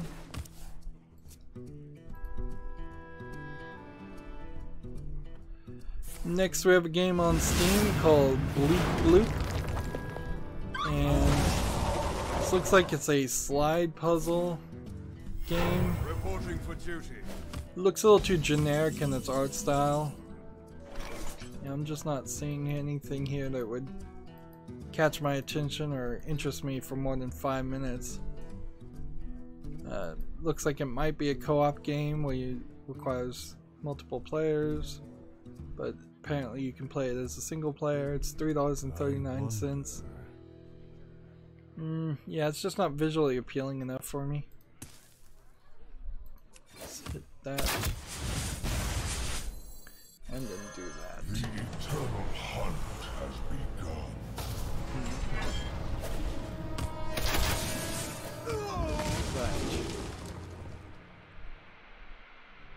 Whenever you summon a beast, draw a card. Sure. And give me that. Yeah. Job's done.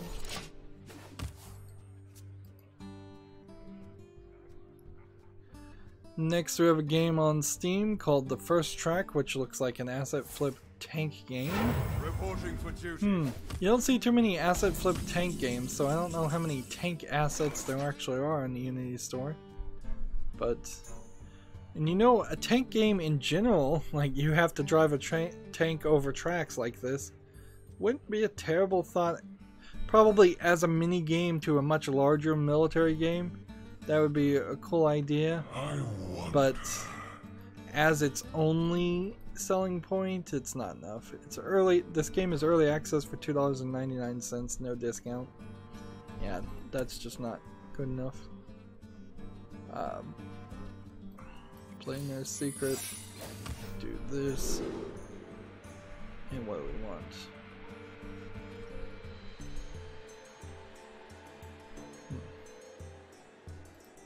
Take this. And take this. And take this.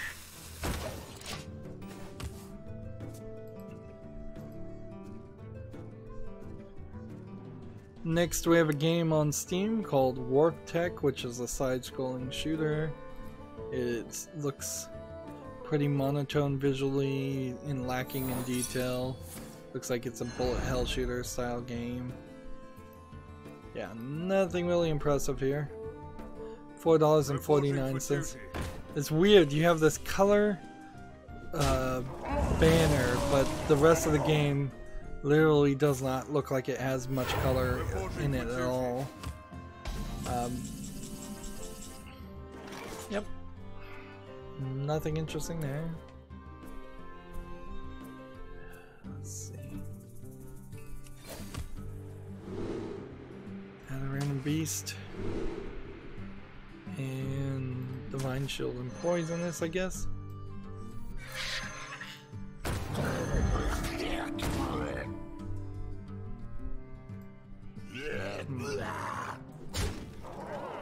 Job's done. Why did this have Rush? I guess it just did because of what I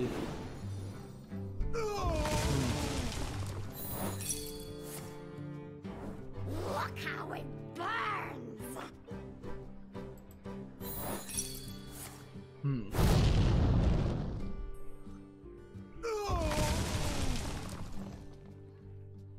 Alright, I'm gonna win, but I think I just needed to use my hero power. Next we have a game on Steam called Row, which looks like a single screen Unity puzzle game. There might be something here. I don't think I've seen a puzzle quite like this. I'll give this a chance and put it on the fall list. It's 84 cents. This might be a puzzle game worth a few hours of my time, maybe not. Really kind of just is up in the air. Do that. Do that. And that. And nothing really more to do. Gamatsu has an article, Super Real Mahjong PV for the Switch has been delayed to an unannounced release date in Japan. This strip Mahjong game is no longer due out in late January. Lightning can strike I imagine because it means the game is not finished more than it ran into problems with Nintendo, but maybe it did. Maybe Nintendo is even going to have some standards in its eShop. What's funny about this game, and I guess we can do this without showing too much, is this looks like a really old animation style. This is like mid-80s animation style, not anything close to what it is these days. Honestly, I could have shown you the whole picture. She's just in a small, like, top. Ride the lightning! And I don't know if you'd want to play strip mahjong more than strip poker. I think strip poker, usually when it's designed, might take a little bit longer to win. But mahjong's a pretty long game too. Let's see. Personally, I think strip coin flip would be about the speed I would want. Strip heads or tails. Take your pick.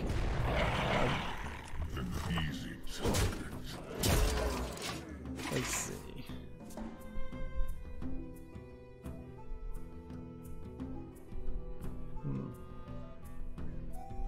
There's a quote here regarding the Nintendo Switch version, which was planned to be released in January 2019. We're currently proceeding to discussions with Nintendo for the release. So, so maybe it is Nintendo giving some pushback there, but they don't want a strip game on their console. Apparently, Super Real Mahjong PV is was first released on the Sega Saturn in 1994. Okay, that explains why it looks so old. And it is the 5th installment of the Strip Mahjong series. I bet they released like 5 of the same very similar games very quickly. Nowadays you get the equivalent of these quality of games on Steam where it's just slide puzzles or jigsaw puzzles that barely have 4 pieces. So the gaming level of difficulty has actually gone down. Reporting for duty. Moving on, we have a game on Steam called Ark Survivor, which is a fly around shooting game. Looks like it's got a little bit too many menus for my taste. I don't like flying around space shooters anyways. This doesn't look terrible though. Maybe I think I'll be generous and put this on the fall list, and we'll see what people have to say. It's $14.99 because there is a potential out there that I would find one or two games like this interesting, but it's a small potential. Let's see, if I cast every spell, we'll just see what happens.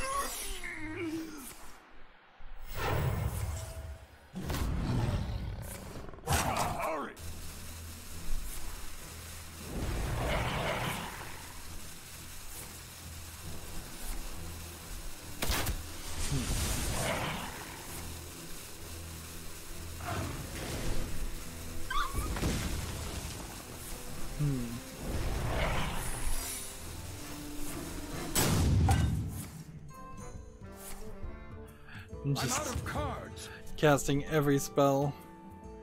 TechRaptor has an interesting article. Beat Saber announces all official tracks are removed from Content ID. So apparently, people who are streaming Beat Saber or playing it on YouTube, Content ID is just YouTube, they were getting demonetized, or all the money was going to the owners of Beat Saber. They put out a tweet: after reading your comments on our tweet about Beat Saber Content ID free tracks, we've discussed this with our artists from the original soundtrack Volume 2 again, and have some news. To support the community, artists are turning off Content ID for all remaining songs in Beat Saber OST Volume 2. TechRaptor says previously there were tracks that were part of OST Volume 2 update that would be flagged by the YouTube Content ID system, which automatically parses and analyzes videos to steal the money from content creators and give it to parasitic companies that probably don't even own the rights to what they claim they own the rights to. But I guess that's nice. Of course, you still need VR to play Beat Saber and Rhythm, so I probably would never play Beat Saber for that reason. E3 tweeted out an interesting thing I wanted to mention, where they put a picture of Neon Genesis Evangelion and just to announce that, like, you can now pre-order the tickets to E3. Like, it just felt really out of date, like really out of date, to reference what was a mid-90s anime. I mean, very impactful, like certainly probably the most impactful anime ever, but like no reason for E3, the video game company, to be referencing that. They should be referencing a video game of some sort. So yeah, that's weird. That is definitely weird. Let's play some Zoo Warlock and see if we can finish up, because I have a handful of games left, but not that many. Right, let me look at this game before I show it off. Because it's tagged sexual content. Nah, I think we're good here. Next game we have on Steam is called Dead Wishes. It's a visual novel game, Western animation style, trying to go for the anime but not really doing a good job of it. This scale is way off on that too, and yeah, you can just see not the greatest drawing. Feels like it's being done in marker, so visually this is just so unappealing to me that this wouldn't be a game I'd consider, particularly in a visual novel sense, because that's the only thing you're gonna look at. You're probably not getting any audio, so you're just gonna be reading dialogue and looking at those pictures. So those pictures really have to look amazingly good, and if they don't, you're in trouble. $9.99, and yeah, no Japanese language. It says it's English full audio. I don't believe that. It says partial character voicing in its description. So yeah, Dead Wishes, not making it to the wish list.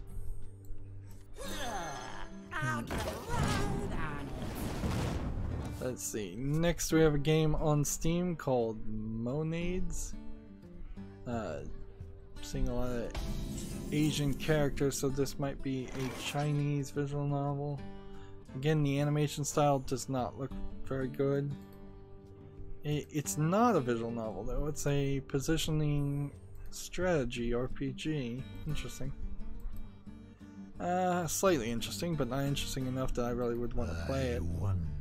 It says it's coming soon. It says it's English and Korean. You know, like, let's see, where was that picture? Almost out of time. Nah, I missed it. I'm still trying to learn to tell the difference between like a Korean game and a Chinese game and a Japanese game. You can kind of tell the difference pretty easily between a Chinese and a Japanese game, but a Korean game is kind of in the middle, and in terms of animation quality, a lot of times. Yeah, but let's just move on to the next game. Let's see. I can do this, and I can play this, and I can do this, and this, and that. Next we have a game on Steam called Hollow Point Chronicle, which is probably a archery game in VR, standing in one place shooting, if I was to guess. Looks very flashy, but the screenshots I'm seeing are like so bright that you can't even get any detail or understand what you're doing. So I highly suspect it's not that good of a game. Discounted to $16.14, which is pretty expensive for a VR game. And yeah, VR game, so not really interested in it. Yeah, it's standing in one place shooting at just bright lights. Let's go ahead and silence this guy.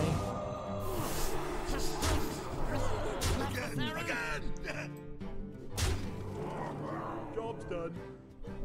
And in the turn.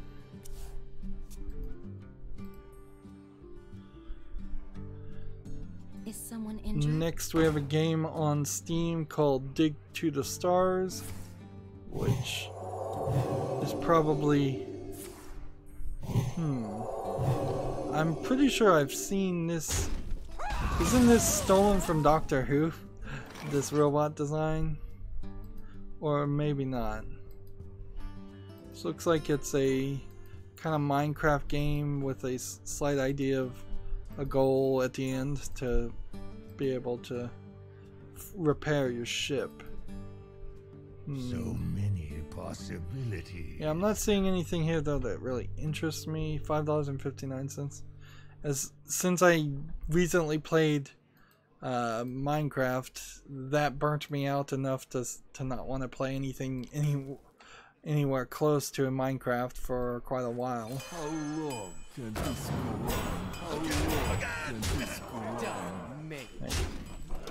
And yeah, I'm seeing other people, 100% play Stoneblock, and it seems like they're not, Stoneblock 2 in particular, and they're not making any progress either. And they should have done a lot better than I did when I played Stoneblock 2, because I obviously shouldn't have known what I was doing. I haven't played any modded Minecraft ever, but the YouTuber I'm watching, he has done modded, and he played all of Stoneblock 1, so it feels like Stoneblock 2 removed a bunch of stuff to improve stability, and that destroyed the balance of it. Moving on, Gamatsu has an article. Nintendo teases an unannounced Switch titles for fiscal year 2019 that will, quote, will make everyone happy. Versus throw.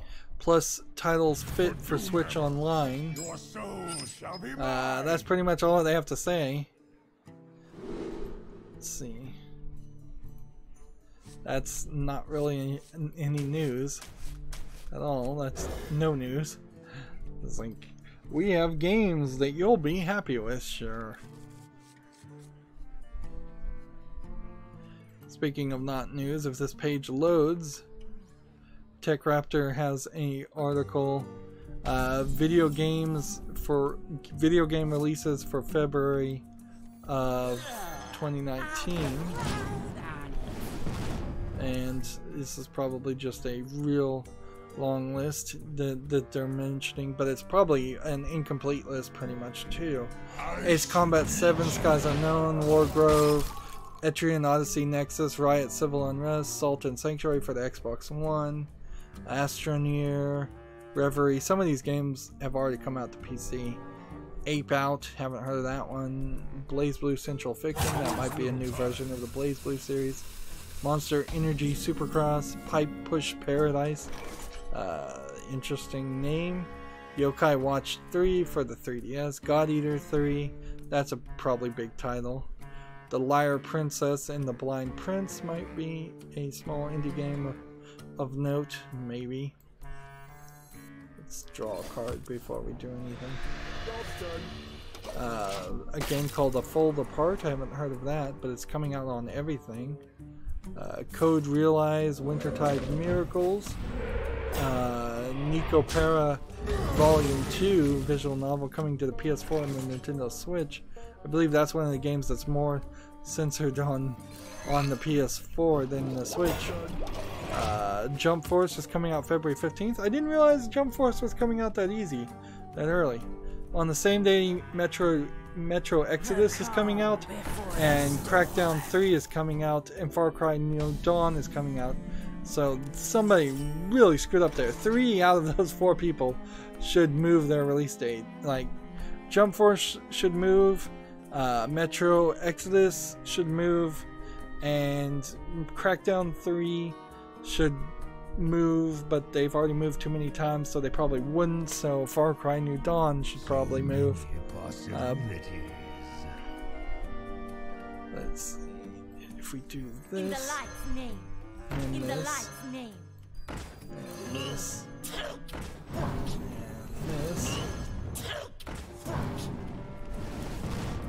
And this.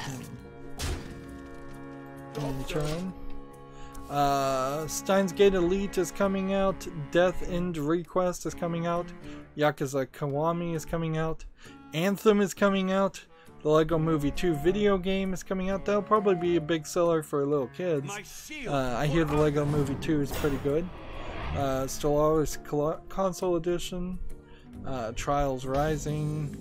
A game called Thimble is coming out for everything on the 28th. So that's a particularly busy February, particularly on February 15th, when a lot of games are coming out on the same day that are big AAA games. They should have, like, it seems like a constant issue with people too, is that they just utterly refuse to move their release dates or avoid Face the light. avoid this issue. I'm gonna hit that, and that's gonna let me heal this.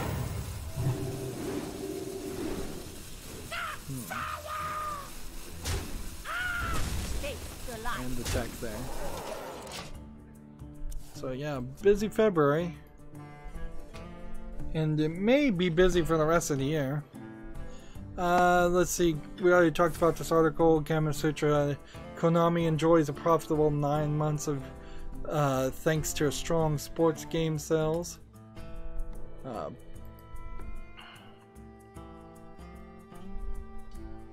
See, this game is tagged nudity, but not sexual content. Interesting you would tag a game that way, but I suppose it's possible that could happen. The sun has set for me. And my internet does not want to load any of these pictures anymore. There we go. Guess I ran out of cache. Okay. So nothing too unfamily friendly. How do we want to do this? This.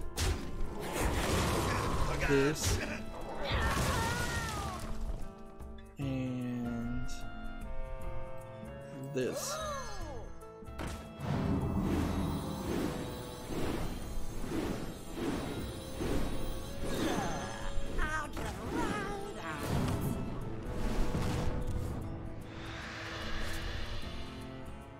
I want to keep on taking the victories, so Face the light. Face take those victories and move on. We're going a little late. Yeah, that win streak bonus is going to start paying off a lot more now that it only takes 3 stars to get up higher ranks. So our next game on Steam we have is Serment Contract with the Devil, which is a dungeon crawler game. For a dungeon crawler game with nudity that's just like a sex anime game, this actually looks like it's animated better than a lot of others. It's from Sekai Project. These games tend not to be very good, though, in all fairness. And if they are just selling on the sex appeal, it's usually not worth it, not that good. So, yeah, this really wouldn't make it to the wish list. So, but it's there, $11.99, too expensive, discounted. But also kind of nice that Steam lets these things be on their storefront, at least for now, until they change their mind again.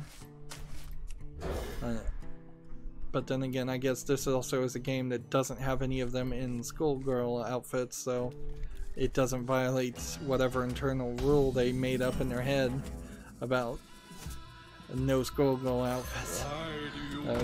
Which seems to be what they were hinging a lot of their rejections on at the end of 2018. Although we didn't actually get any direct feedback from that. Let's see. Next we have a game on Steam called The Cup, Thirst for Immortality. It looks like it's a top-down twin-stick shooter gauntlet style game, I suppose. It's free to play. Doesn't look terrible, but these are definitely not the kind of games I like to play. Seems a little too dark. Doesn't look like it would be that enjoyable, just be very repetitive.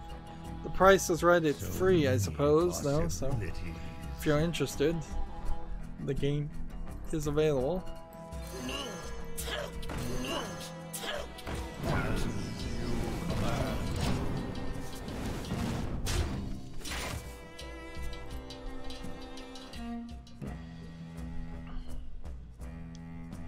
Next we have a game on Steam called Space Layer that looks like it was animated in MS Paint, and the person making the video can't even make it full screen. Interesting. Yep, this looks terrible. I don't need to look at it any further. It's 99 cents. It's in early access. It's English and Norwegian. Let's see, are we at the time to play that? Not yet. Do I want to kill these two? I don't think so. So yeah, Space Layer is not making it to the wish list.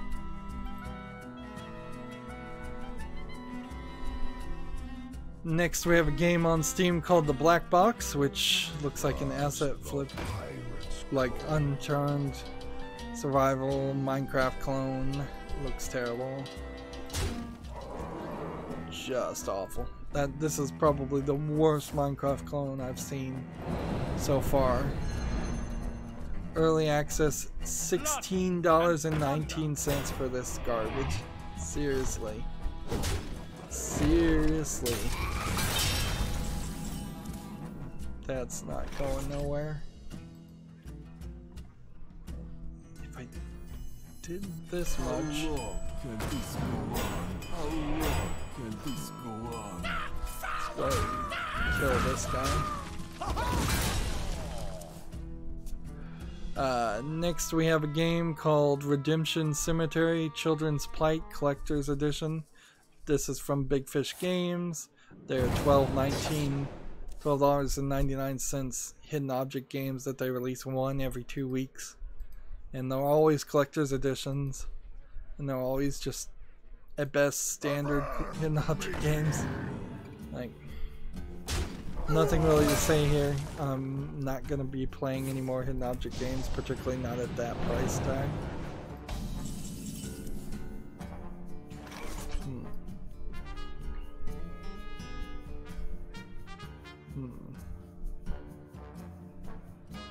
Yeah, I already talked about E3 and their weird tweet.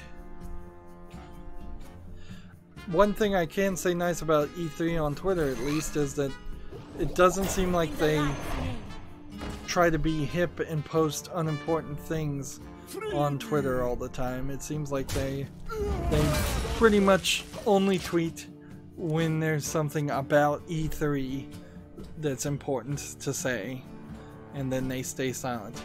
Which there's probably hundreds if not thousands of other people I would follow on Twitter for information if they would just give out the important information and then just stay silent at all other times. But that's not usually how it goes. It becomes this endless flood, and in all fairness, my Twitter is that too. People that follow my Twitter are going to get updates of when the videos come out. If they're not interested in that, they're not going to get anything else. And quite frankly, if I was going to make like a personal Twitter account where I tweet just thoughts or ideas, I'd probably just make a second account that was different. Moving on though, we have a game called Hectic Highways, which seems like it's an infinite runner driver game. Slightly interesting idea, having like driving signs and road conditions change, but honestly this feels like a cell phone game and it's not the kind of game I'd actually want to play. $3.59 discounted is not terrible, but it definitely feels like a mobile game too. Let's come back over here. We play this. In the light's name. And In this. the light's name. And this. And then the turn. I have only a few more games to cover. Next we have a game on Steam called Detective Sherlock Pug Hidden Object. So this is definitely a different animation style than what most hidden object games are, because most hidden object games are these horror games of some sort. This feels very cartoony. This is $1.79 for a hidden object game. This is probably a kid-friendly game too. So, you know, I don't think I'd want to play this because it's too simple is the problem here. Like, I'm looking at this list of 5 things you have to find. But actually, you know what? I do like to cover kids games. So if this is really supposed to be a kids game, then I'll put this on the fall list. Like this hidden object developer found the one angle that would actually interest me in playing more of this. Let's see.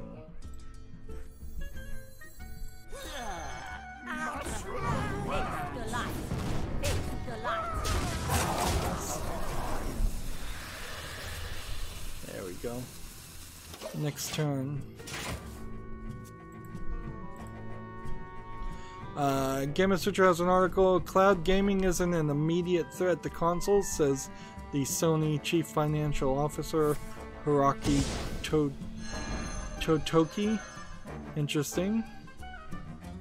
Yeah, I agree with that idea without going into any more detail in the article. Like, cloud gaming isn't really a threat. In the light's name. In the light's name. Let's play this. It's playtime.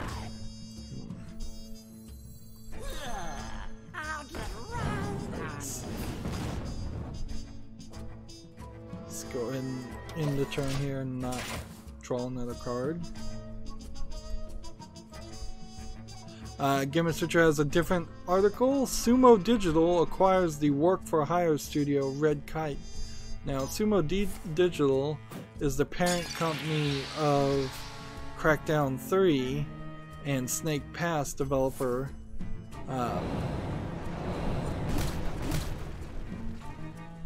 or the Sumo Group actually acquired Red Kite. Let's see. Red Kite was founded by a former Rockstar Games developer, Simon Iwanizuzak. Spent years offering engineering and code support services to a variety of clients, including Sumo. They worked on Dirt 4, God of War 3 Remastered, Call of Duty, Strike Team, and only had like 27 people on their team. Red Kite did, so this is an improvement, I imagine. Hey, do we want to do this, or do we want to just get rid of that? Can't believe that worked. Let's just play cautiously here.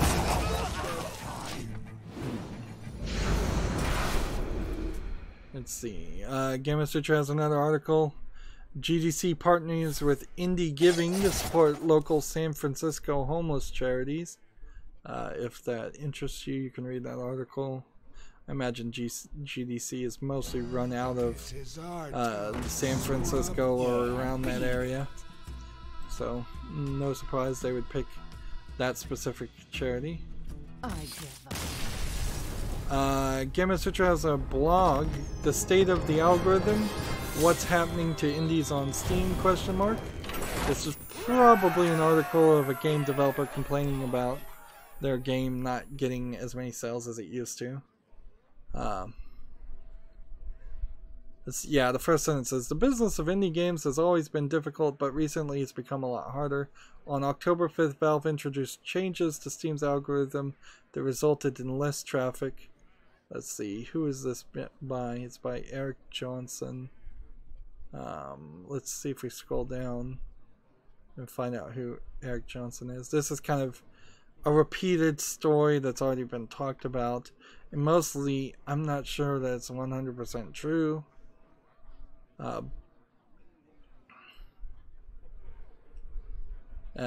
But even if it is, it really doesn't seem like it's affected too many indies, because after about a week of 3 or 4 indies complaining about it, everybody else stayed silent. So if it was really that big of a deal, more people would have complained about it, I think.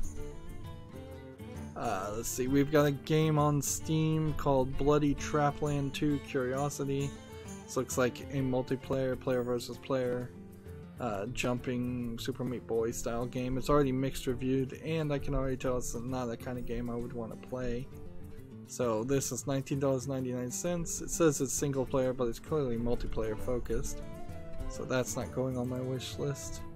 Alright, I just have about 5 more, so it's not worth it to bother with starting another game. TechRaptor has an article, updated Xbox Live is having major issues for the 3rd day in a row. The update Xbox support issued a new tweet notifying users that some issues are resolved.